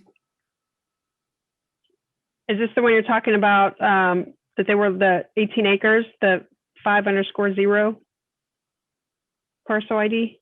no, this is 16-66. I thought she was looking at this site. I don't know. I wrote it down. Somehow I got the 5 number. Okay. Yeah, it was on Mansfield.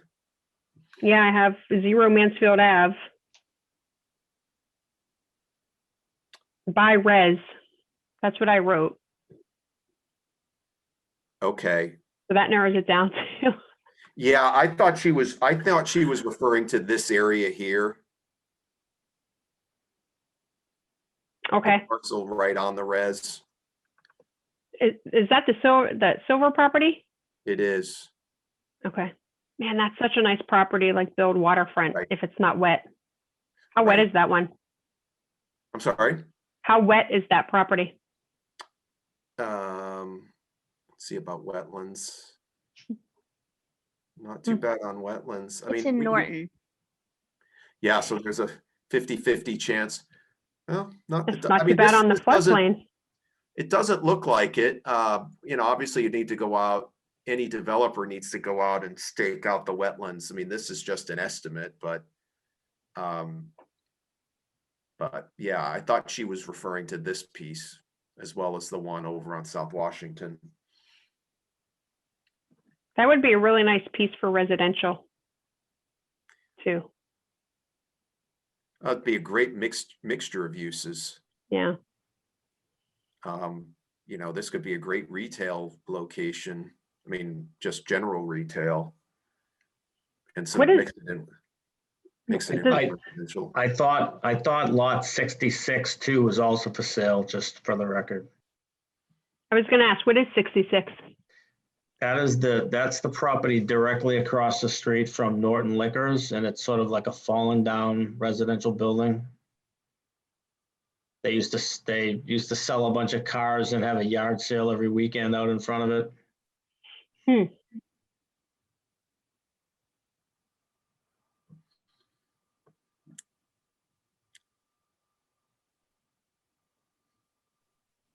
Interesting.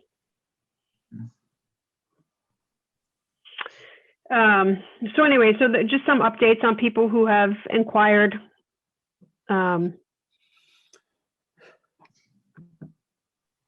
have another one listed with no information for retail or cultivation or product manufacturer. I'm not sure what this is, so I'll hold off on giving an update until I confirm my notes.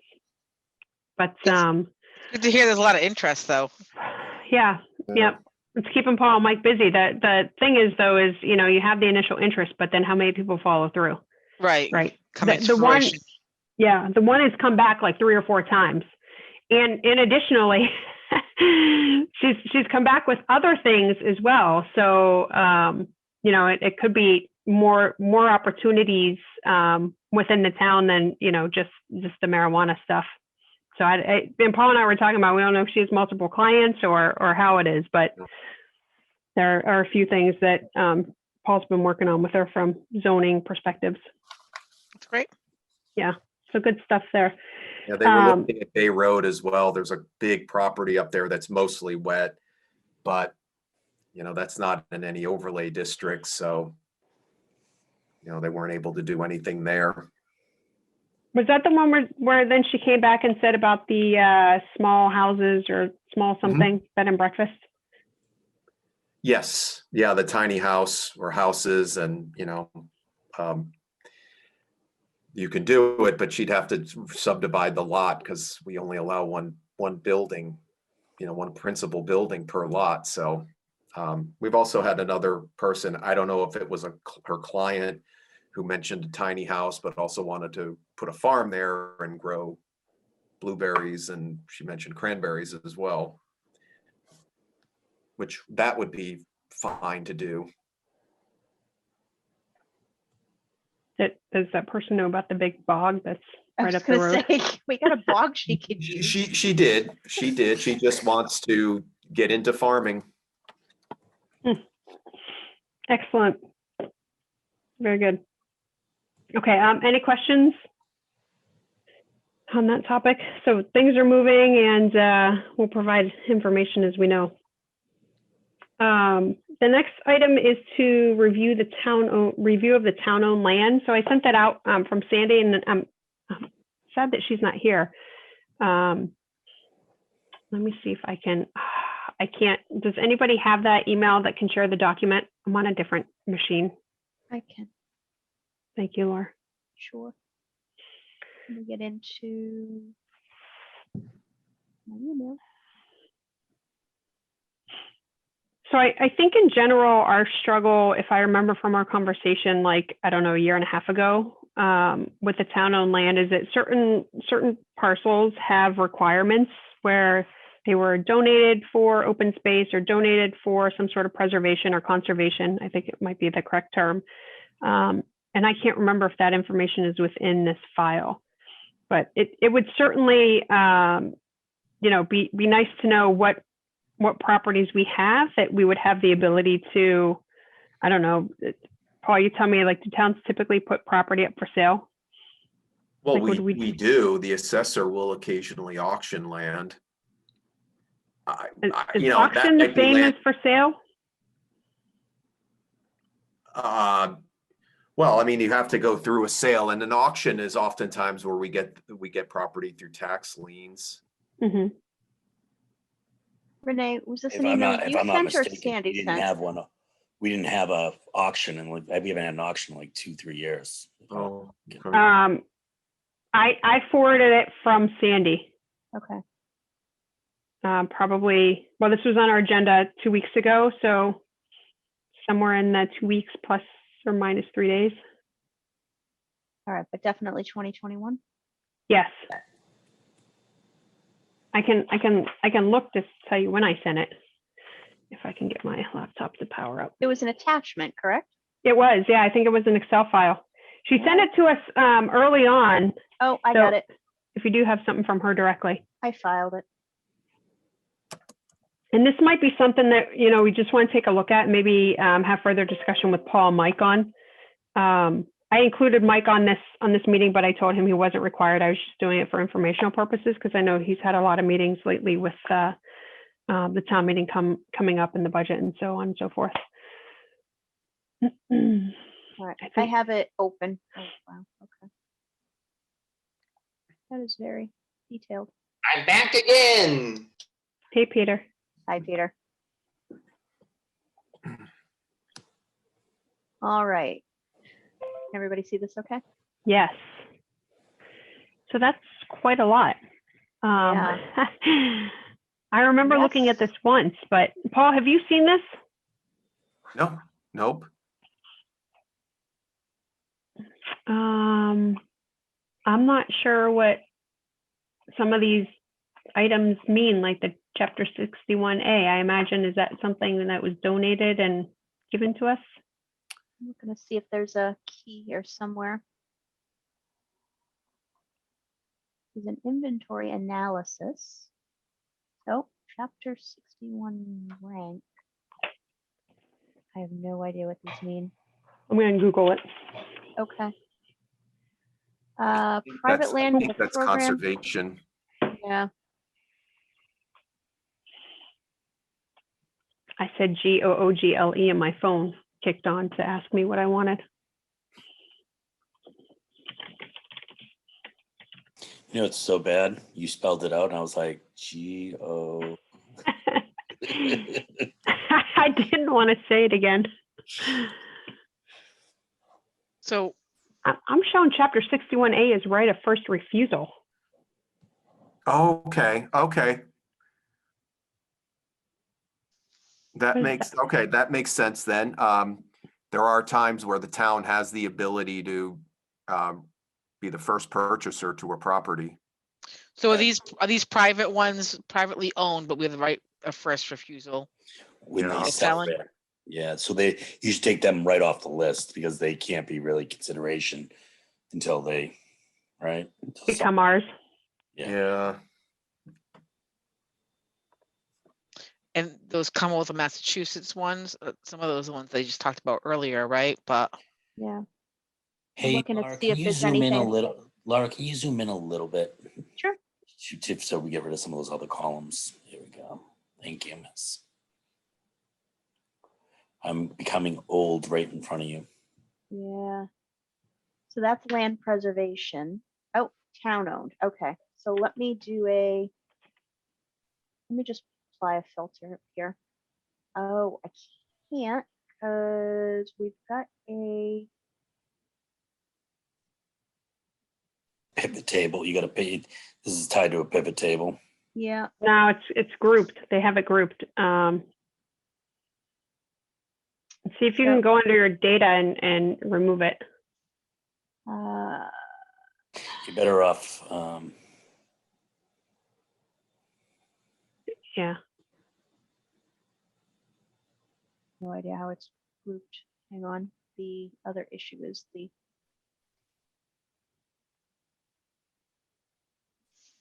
Maybe we need to select it.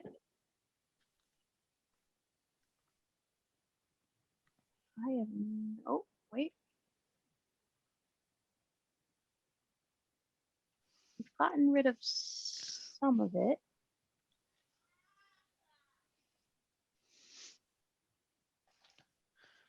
So the Article 97, there was a column for that.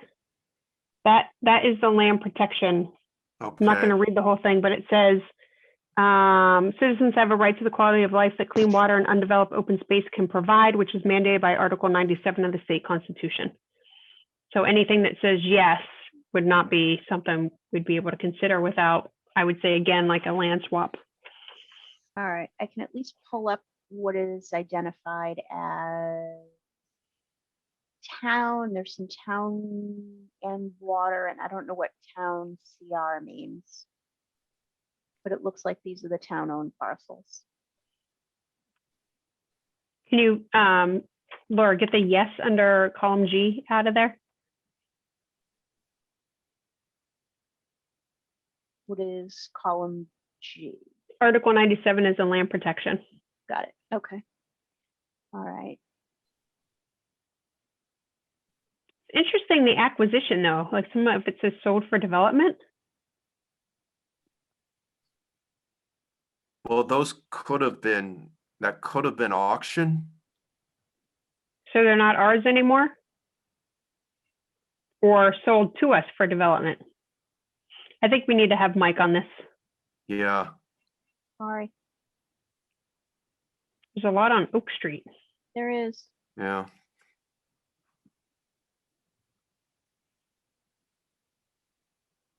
What do you Patton have, Street, 30? Freeman Street, Ross Street. Where's There's Ross? Ross where's- Drive. Mm. Drinks. there's a lot in Ross Drive. Where They're Although all eight- small though. I would say, although acreage isn't a lot, yeah. Yeah. Right. Does anyone know where Ross Drive is? Never heard of it. No, but look at the parcel numbers. They're all abutting. So Yeah. you could bundle them. Paul, do you still have the GIS up? Can you search Ross Drive? I imagine it's probably going to come up like residential. If none of us know where it is.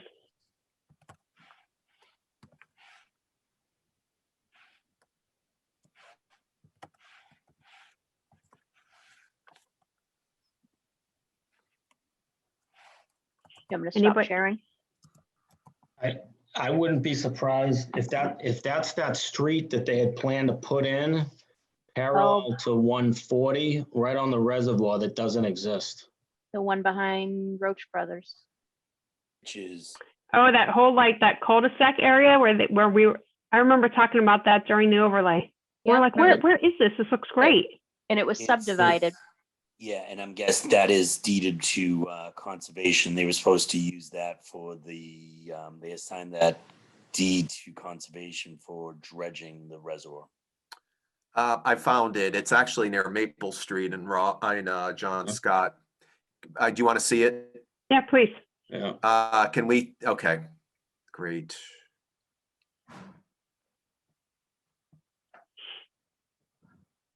How come when I typed in Ross Drive it didn't come up, Paul? It's with two S's. Yeah. I love Thanks. Paul in our meetings.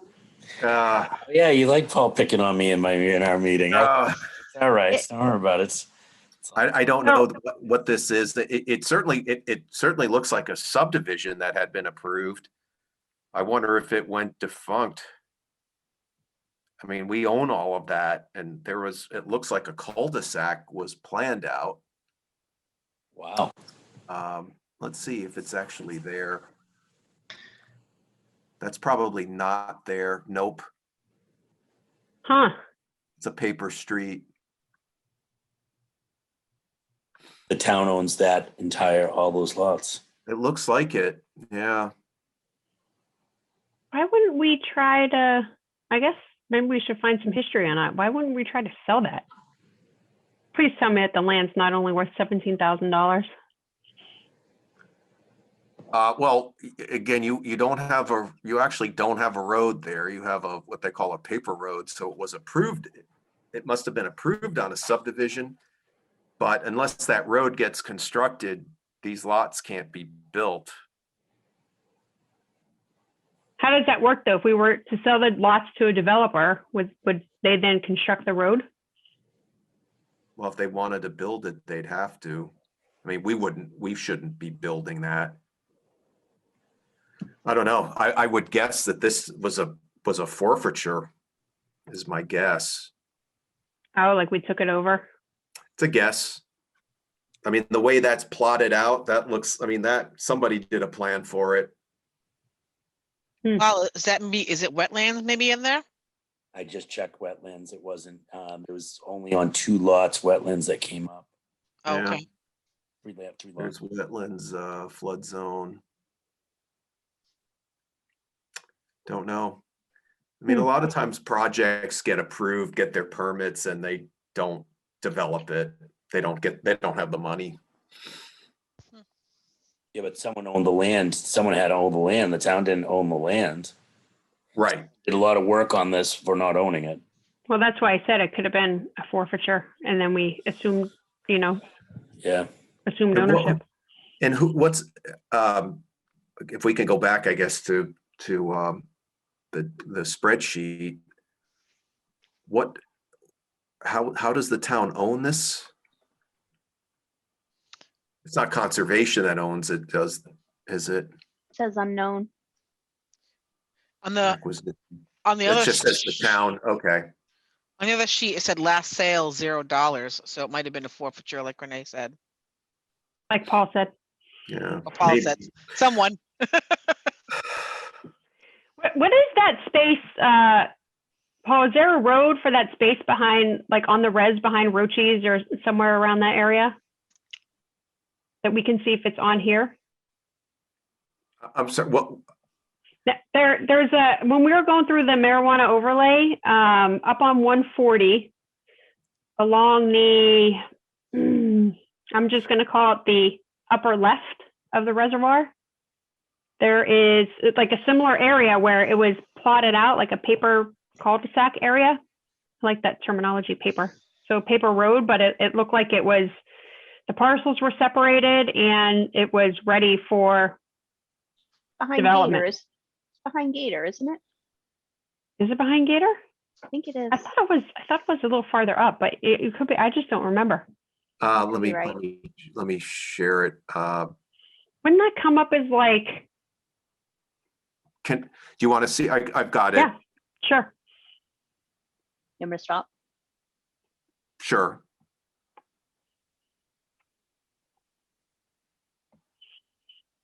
All right, so here's Gator. This is the mobile home park. Oh, What's the green? it's due north. Oh, Yeah, keep Oh, going. this. Yeah. Yeah, we own all of that. Yeah, I but think keep that- going up. Keep going up. I think it's up what you're talking about. There it is. Yeah. It's the whole thing, isn't it? I don't think, is any of that developed? No, but that's deeded, Renee, to conservation. That land is where they were supposed to use that land for dredging. So conservation, Even though we had plans, it looks like the parcels were split in their plans. correct. So it's behind all the apartments. Yeah, Correct. right. And the access, if you zoom in, you can actually see where the entrance is. It's ready. It's 1, 2, 3, 4, 5, 6. You keep going. You can see that line where that's the easement into the back of it, right between lots 07 and 08. Trust me, I love this land. I think this land is basically, and it's business zoned. I think you basically could get restaurant. Imagine a bunch of restaurants going into some of these lots. Right. I mean, but it looks like it was done for residential. That doesn't look like business to me. Is that Right, typically a because some- business design? It's I believe it's business owned. It is commercial, Commercial. but it's, I mean, So this is another one that says last sale $0. yeah, I wonder Can if you- this was. Nay, are you just not listening to me or no? No, I heard what you said, but I'm not saying. I mean, Laura, can you see if it's on that sheet under the yes? Maybe it's under the If it's conservation, then it's not on the town-owned section. Give me a second. Well, it would be. I think it would be under the Article 97. Yeah, hang on, let me remove the filters. Paul, is all that showing up as like 0 rear Mansfield Ave? All the different. It must. So it's not on town-owned Article 97 that I can see. There's not very many of those. Oh, wait. It's gotta be, is it parcel 721-01? That's a single parcel, 1.77 acres. Hmm. I've got Mansfield Ave boat. No, I wonder if that's where we were going to put the ramp in. Okay. What's that number again? 721-01. Just keep going up. That's if you go up, you'll find it's right next to Alberto's. All right, so let me go to, Oh, okay, right here. Yep. Nope. Next one. I believe it's No, 001 should be the right one. That's the one. okay. And then 02. That's where is that the one where we have, it looks like there's a building. Is that the one where we have somebody living there? 01 is where we have someone living. So it's the old Parks and Rec, right? Correct. And that's where we were going to try to put the boat Yep. launch? But they came in and they said it was too, it will be substantially too shallow there. Right. Like that's when we need to get out and sell. That's like prime property. all right, I think I found it.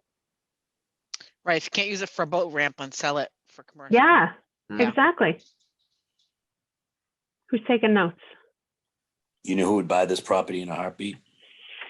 If they've already stated it, Alberto's would be very interested in buying this property. I would think they'd want the 02 first because it's right next to them, right? Why would they want? Because they're owns the 02 and the one above it, 03 are owned by the same person, if I'm not mistaken.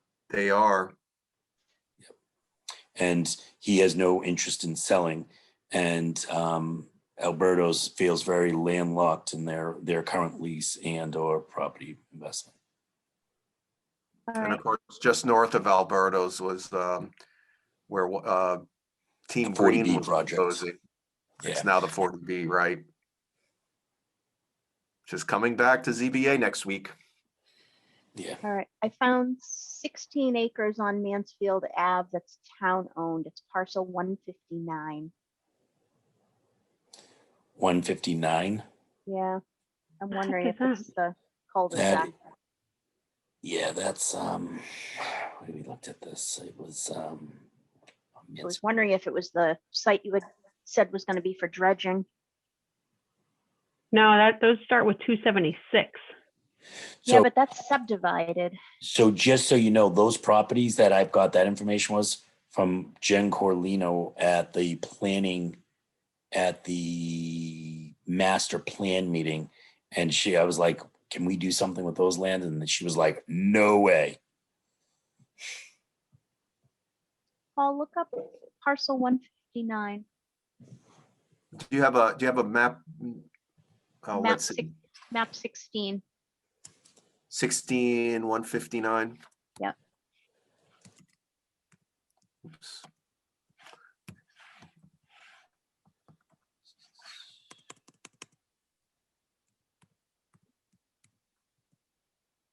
So Gary Road. that's a little wet. Laura, what's the address? That's 16 acres of town-owned land. I'm sorry, Laura, what land, what address is that? It is, there In isn't the one. water. There is not one. Zero It just says rear Mansfield Gary Ave. Road. Where is that? Well, here's Mansfield. Gary Road is off Freeman Street at the southern end of the reservoir. And that's Pitt Clark Road, just off Mansfield Avenue. That's the little baseball field. Yeah, here we go. There's Oh, okay. It is underwater. Hmm. Yeah. I don't think we can build there. No, maybe we could put a couple ramps there. That's right. We could put a boat ramp here. How are you going to get to it? Yeah, I know. I don't see any access. Yeah, I think that's the other half of the reservoir too. Not the You mean the half that you can't like boat to the other side because we don't, there's a big bridge there that you Yeah. can't get under? That's what I think. there you go. Where's, You can fish there. where's the frontage on this though? Is it totally landlocked or? Looks like it. Then there's got to be an easement though to it. You can't have a land without an easement to it, right, Paul? I mean, you got to have an easement. Come on, this is Norton. So it's No. showing as it's town owned, it's Article 97, and its current use is Norton Reservoir 2G. Okay. Acquisition unknown. Yeah. So the 190, who owns 190? Okay, so 190 is owned by the town, 159. So there it is. The access is actually there, right? Because it's Gary Road goes right to the end of the cul-de-sac. We own lot 190, 1.13 acres that abuts 159. Yep, you could potentially. That's like prime real estate to build unless it's wet. Let's see what I it's. guess that's wet. Let's see. One lot 190, you could probably easily find an upland circle there. It's actually not bad. Yeah. When you put Does it say how we own 190? Like, is it protected? It It's is, Article 97, acquisition Oh. unknown. And it says current use status code condition is Norton Reservoir 2G. I don't know what that means. And that's the 190, Laura, not the one that's in the water? Nope, that's the one that's in the water. Sorry. Oh, okay. what about 190? Let me look. 190 Gary, is it? value. Yep. It's 0 Gary. The ID is 16_190. Yeah, 0 rear Gary Road.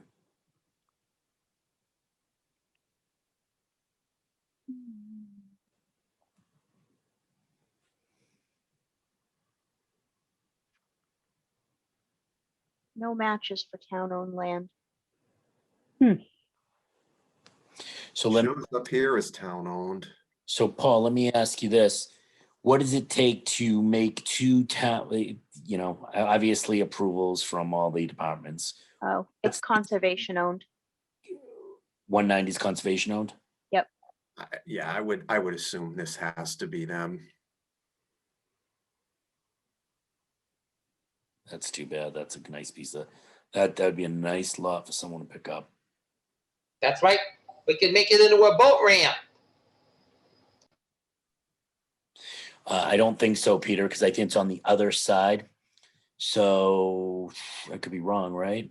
Or am I? Oh, I mean, you could. You're just not going to be boating very far. Yeah, that's because that's up near, if I'm not mistaken, isn't that up near the water tower? I mean, it would be nice to Yeah, have it like is. just a little kayak type, like small boat. Yeah, We've got that at the current rec center. We could do we can Yeah. run kayaks from there now. Yeah, I know, but it's a different part of the res, right? Yeah, absolutely. This is a very weedy part of the res. If anybody who knows this part of the res is a very weedy part of the res. Can you fish there? Because that's Yeah, come it's up in a great. couple calls. There's great fishing here. If you get underneath that side of the bridge, on the Emma's side of the bridge, is great fishing. That's why you see people on the side of the road. It's really good fish on that side of the res. I mean, it'd be great to put people as opposed to standing along. Yeah. I always think they're going to fall in too when they're standing there, like to move them to a safer area. It's funny thing is though, this was a part, I think this part of the res, just this corner of res, there used to be a dumping area. And if I'm not mistaken, I know some people that live along this part, and I think there are some like car parts. People have cut their feet up pretty good underneath there because they found there's some just debris there. It sounds like a grant proposal. Yeah, that's a rough area of the reservoir. But what else can we clean up in this town? The whole reservoir. Yeah. So, Paul, you said it. So what did I miss here? If conservation owns it, can we trade with conservation land, equivalent land? Like, so if there's land that can't be developed, can it be traded to conservation, or will that depend on the deed in which it was given to conservation? It will depend on it. Like if it's in chapter 90, then you need an act of the state of the Commonwealth to, change the use. Well, that means so you're telling me it is possible, but there's some heavy lifting. Yeah, because I think that's legislative action for chapter 90 lands. But if you're able to offset that, I bet you it's pretty favorable if the conservation agent gets on board, and that it could be very favorable.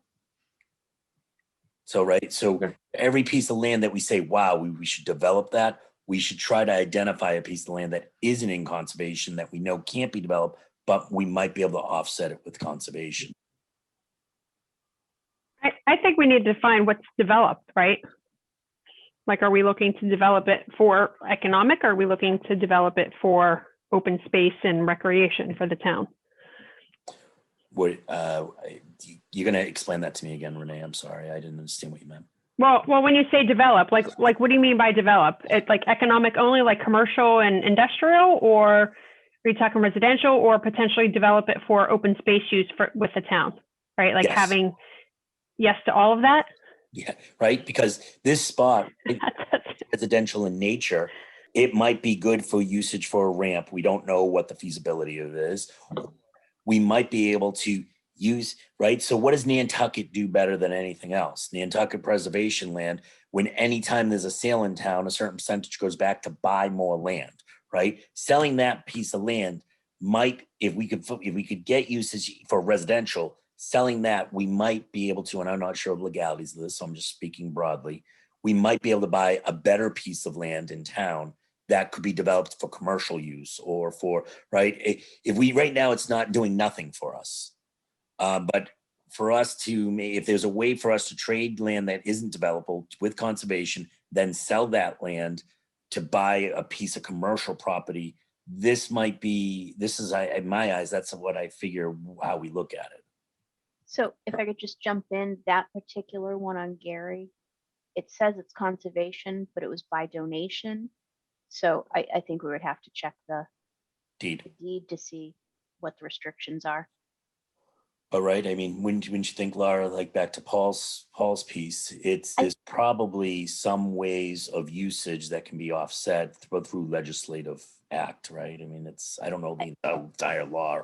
Yeah, I think it depends on why it was, how it came under conservation's purview, and was it due to the protection of some particular species or plant, or was it just donated so it would not be developed? And can we find some efficiencies and consolidate those parcels?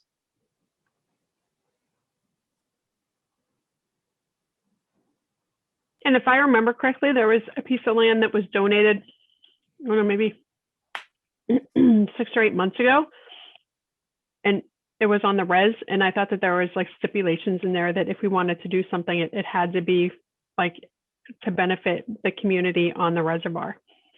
Right. So there might be some other legalities involved in that too. I guess, I mean, I think this is great discussion, right? On like, what are some potential opportunities that we have? But I guess in looking at the town-owned land, like what would we prioritize? Is it finding land that we have that we own and can outright sell, right? To generate not only, I mean, the sale of it's going to generate money for the town, but also to get some more commercial or industrial opportunities in there that would further generate revenue, right? Like, is that one of our goals, or do we want to look at things where, to Michael's point, right? Like we have these parcels where there are, you know, specific opportunities in the residential side or in the open space side, right? Like, what are our priorities in looking at this land? And then I think we're going to need Mike to go through that list to say, okay, these are the things that initially, you know, we don't have restrictions on from any sort of land protection or conservation or donation. And then we start with a smaller list and see if there's any potential there. It'd be nice just to have an inventory of what's available as well. What do you mean an inventory of what's it like? So when somebody comes to us and says specifically, I'm looking for 3 acres, you know, on a. So you mean out of the land that we have, the land that the Yes. town owns? Okay. Yes, have it created subset of a database of usable for, I'm thinking specifically of economic development. Okay. The land on 253 Mansfield Ave, and it was 39 years ago that the Norton Conservation Commission on February 1982 held a proposed commercial development at 250 for a construction of a 20,000 square foot commercial building that the site of the former Captain Nemo's restaurant on 253 Mansfield Ave was owned by the property owner Aldo Rosito Hyde Park. And it called for us constructed a split level building on the 2-acre lot which extends from Mansfield Ave to the Norton Reservoir, and the upper levels to contain office space to the lower main levels proposed for retail sales. And the proposed includes about 80 parking spaces. Wow. Is that something that's developed now, Peter? Oh, Yeah, that's 253. That's where the 40, the other 40B is going. yeah, That's where. Oh, Team that's Green- like where the hub and the catering services? Right next, yeah, it's right next to Alberto's. yep, that's right. No, it's from 1982, in which that used to be the site of the former Captain Nemo's restaurant. Okay, great. Thank you, Peter. All right, Laura. Okay, Name so that spreadsheet, What's what was that? that, Mike? the one that was sent, that one that Sandy had sent out. Do you know the name of that Renee forwarded? I don't seem to see it. Do you know? 2020 inventory, I'm sorry, 2020 inventory. 2020 inventory. Appreciate it. I don't think I received it. I'm Hang sorry, on. Paul. No, it's I'll get okay. it over to you. That's fine. So maybe we can have a quick discussion with Mike on whittling that list down to just see what do we have that's usable. And then we can have him do a call to kind of talk to us what the process would be and what we should focus on. Because I have to Let's imagine go- there are opportunities, like if we have land, especially on Mansfield Avenue, right? Yeah, but we would need to know what the approval is and what it would take to get it into a developable parcel or parcels. Hey, Paul, has the planning board or the ZBA ever talked about 140 and 123 getting away from a village core commercial just to a straight commercial? What area of 140 and 120? You know, even just some of the busier districts, right? If we look at it from 123, from Attleboro to Easton, majority is village commercial. They haven't. I mean, if they did, it was before my time, but Recently they haven't. so no, but we are looking at the state has made a really improved process on their development grants. And we're going to be applying for a couple, one of which would look at the village center, and we should be looking at rezoning certain areas to try to better. So, we will be looking at other areas of 123 and 140 to see about rezoning them. And I mean, the reason I ask, and I know a lot of people live along 140 and 140 and 123, but at this point, are we all in agreement those are our commercial zones, right? I mean, at this point, I think we could say those are our commercial zones. I mean, I know we have certain pockets of other parts, but sooner or later, the town's going to have to say, okay, realistically, housing developments shouldn't be really built right on 123 or 140 if we want to get serious about business. Am I off base completely? And tell me what I don't know. Can I just share a screen again? Sure. That might take a while. To tell me what I don't know. So, Renee, was that a comment? Tell me what I don't know, or to share a screen. No, the first part, and I was chewing and I couldn't get it out fast enough. So like 123 is mostly, of course, we recently rezoned this area. Yeah. In fact, we're soon to be updating this map to show both the village center core and the marijuana overlay districts could be coming within the week. But as you can see, most of this area is zoned up around here, though you get residential on the north side, but most of it is, village commercial, which still allows residential. Right. So it's an allowed use, but it is our commercial corridor. There's no question about it, as is 140, Mansfield Avenue clearly is. Right. But that's what I mean is that, realistically, this should be a cross of pink because it really is, of the darker pink, not the light pink.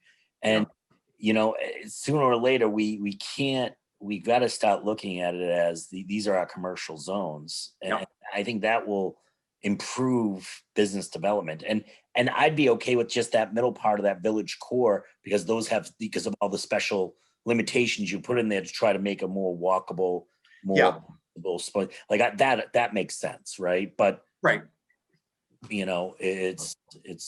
But other areas are different, and we should look at them as different places. But the problem with having, village commercial and commercial just zoned all over the place is you've applied the same standard to very different contexts. Correct. Or if you want the context to change, you need to have different regulations. So that stuff takes time. The master plan is going to help us, guide us to it. And then we will have to, figure out our priorities for, areas we'd like to see rezoned. And I would say, in addition to that, we should then be making infrastructure investments in those areas too, getting sewer to areas. If we want to rezone, let's say we just said Old Colony Road, if we wanted to see that rezoned to something more, more intensive, then I would, you want to follow that. You want to follow that with investments in infrastructure that makes it more attractive to redevelop it or infill it, infill vacant parcels within that area.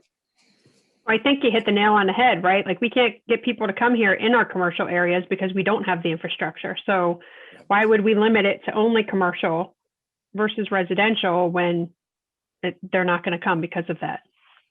So I'm sorry, Renee, but isn't it a point if you have to build it to make, if you build it, they will come? Yeah, but you have to get the infrastructure in there first. That's what I'm saying. If you just rezone it, right? Now you're like just causing problems for the people who are living there because they're non-conforming versus putting the infrastructure in and then having the potential to develop it because that infrastructure is going to support it. Like what I'm saying is, Michael, we have places right now that are commercial and village commercial that we don't have the infrastructure for. And from a priority perspective, that's where we should focus on getting that infrastructure so we can support what's already there and then build.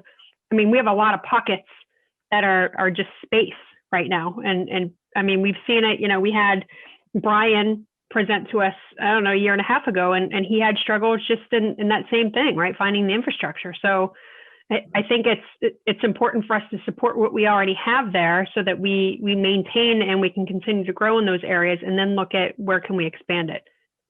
I see. I see it a little different, where I don't see the town investing into dead areas, sewer project. I don't see us expanding sewer projects to just put them there so with hopes that will build in the future, people will tie into it. I just don't see that. But on the opposite end, without having sewer, you're going to limit the kinds of businesses that are going to be enticed by that, right? Because someone that needs to have a lot of bathrooms or a lot of drainage, the amount they have to spend to put a sewer system in to handle that is cost prohibitive, right? Yeah, I mean, if we're focusing on, most of 123 and 140 do not have sewer on it, and you already have customers on it. But I hear what you're saying, Mike. I mean, your issue is a huge one. If right, most communities will not want to extend sewer to an area that's undeveloped. I mean, what you do is you time it. If we get say a subdivision that comes in, then you could say, look, we're gonna, you're gonna have to, we'll have some partnership or something where sewer is going to get extended to it. Right. We've got Blue Star. But we did with Blue Star. We've got Blue Star's line going in, and I believe, and correct me if I'm wrong, Paul, there are certain access points to that if Blue decides to do it, right? Or is no? Yeah, I mean, I know it's a private line, but you can't just readily, if you're a single family home and that line's running right by your house, you can't tap into it, right? Because they needed to do a force main. So, yep. But that's the engineering end of it. But the good news is, like with the MassDOT property, they could tap into it. But you use water and sewer as a tool to direct growth where you'd want it. And I think here, though, you have our two main corridors already have the development, and what I expect we'll see over the years is you'll see redevelopment of, especially the older, more obsolete buildings, like where they're finishing the sewer project now on 123. I think that's, we just have to look at land use and our infrastructure investments in the same light and try to promote, if we're trying to promote development, we have to try. And there's also there are state grants out. MassWorks is the big grant source for infrastructure. So, but if we're going to do it, we have to really be telling them now about areas where we'd like that to be. Not now, but you want to, the state now is trying to be much more proactive with the municipalities. We'll see how it goes. But on our end, we have to show the Commonwealth that we've got everything lined up. So I think what would help us too is to have someone from the Water and Sewer Department meet with us just to talk about what their plans are now and see how that may or may not align to where we would expect that infrastructure to be prioritized. Right, Paul, back to your point of we have a lot of development now on 123 and 140 that doesn't have it, and it's restricting us from bringing in additional business in many areas.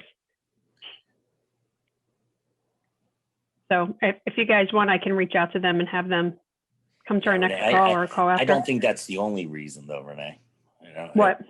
I don't think it's the only reason why businesses aren't flourishing here. I mean, I think there are several different economic. I'm not saying that at all, but I mean, we know from word of mouth, right, that people have been looking, like people in town have been looking to leave because they can't find land with the proper infrastructure, right? Like we got lucky with the marijuana because they don't need that. Like the retail establishments don't need that. They're not built that way.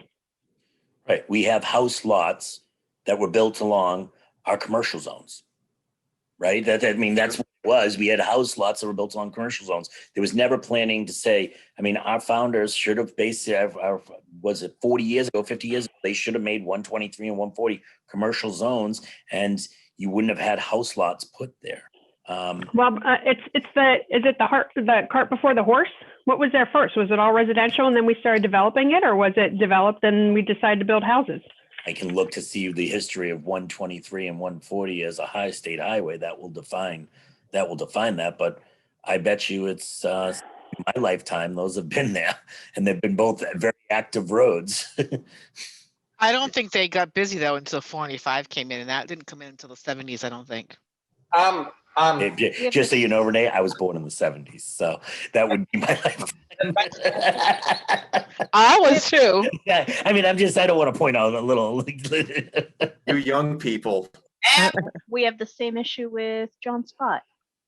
Right. Yeah. Well, John Scott was even worse, though, right? John Scott was planned, and they gave up on the plan too early. And then tidbit 495 between 95 in Foxborough and 24 in Raynham opened in November, was completed in November of 1982. And before 495, 123 and 140 was not busy until 495 came in, and then Thank you, Peter. it got busier. You go, Denise, with your bad self.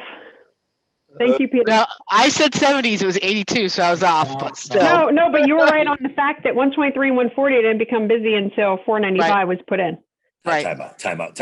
I mean, that's a gift here. I haven't seen anybody in traffic studies. All right, let's all slow down a little bit. Okay, anyway, so if you guys want, like I said, I'll reach out to the water and sewer department. We could just at least understand the plan. I know we've talked about this in different forums, and Paul, I don't know, have you had any conversations with them as part of the master planning? Actually, I should announce that we are setting a date. We have set a date, and for the next public event, and it'll include water and sewer, mobility, transportation, all of our services, and it is March. Wait for it. Just make it St. Patrick's Day, Paul. Why not? I mean, COVID. I mean, Is it? I have it written down too. No, they haven't announced it. I thought I'd put it on my calendar, but I'm not seeing it. But I'll let you know. But so what they'll do is meet with town staff one day, and then I need to set that meeting, and then we'll have the public event, but it'll look at town services.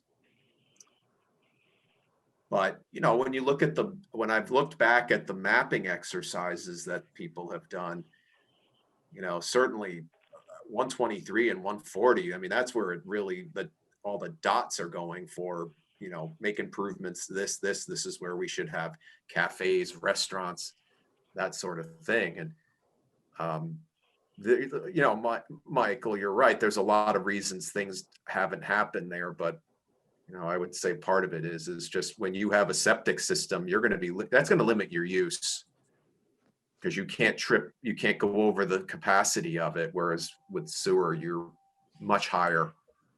But bog iron, that's an important lesson from that. Bog iron teaches us that he couldn't expand because of the septic system.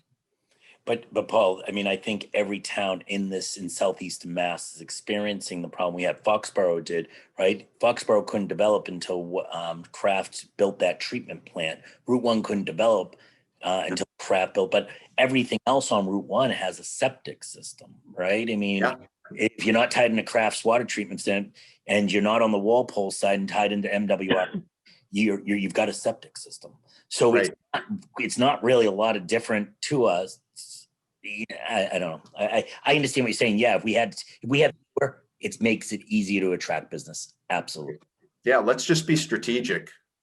Agreed. We should decide as a community where's the best bang for the buck as far as where we invest in the future. Yeah. Paul, let me ask you this, just real question on zoning. By changing it to commercial, what does that do to, and I know we're not at our 10%, what does that do to 40B? If next to Alberto's was commercial, would they even been able to consider that? Hey, Michael, yes. I want to, that's not an agenda item. I'd rather not go into that conversation here. If we want to talk about it next meeting, we can. but I don't think we should go into that, that detail. Okay.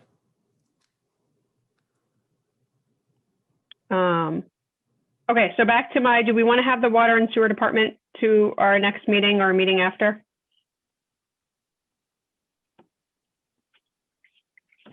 Indifferent, yes, no. Quiet in the gallery. Somebody who can help us even translate the spreadsheet. Okay, so And Mike, tell us what we've got available to us and what we can't touch. okay. So I can talk to Mike, or Paul and I can talk to Mike on that. So I know it's 9:27 now. We have a few more items on here. I don't want to keep us going any longer than we want. Do we want to break for now and bring these back to the next meeting? Yes, Does that please. work for everyone? Okay. Okay, so I have, for our next agenda, just real quick, I have items from 3 down. And then number 2, the review of town-owned land. We'll try to get Mike if Mike's available for that meeting. Anything else that we want to put on next meeting?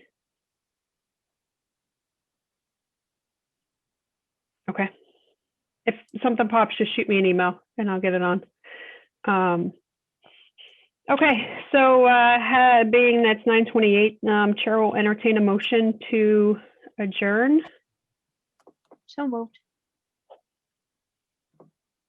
Second. Thank you, Denise. Hold on, I just have to write my people down.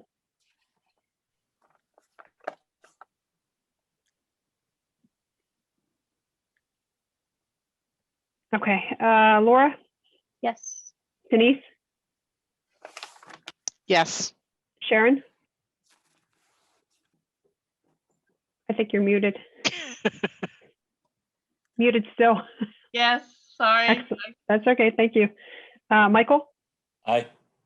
Mike? Yes. And I too vote yes. Did I miss anyone? 2, 4, 6. Nope, I think we look good. Okay, thank you guys. Appreciate the discussion.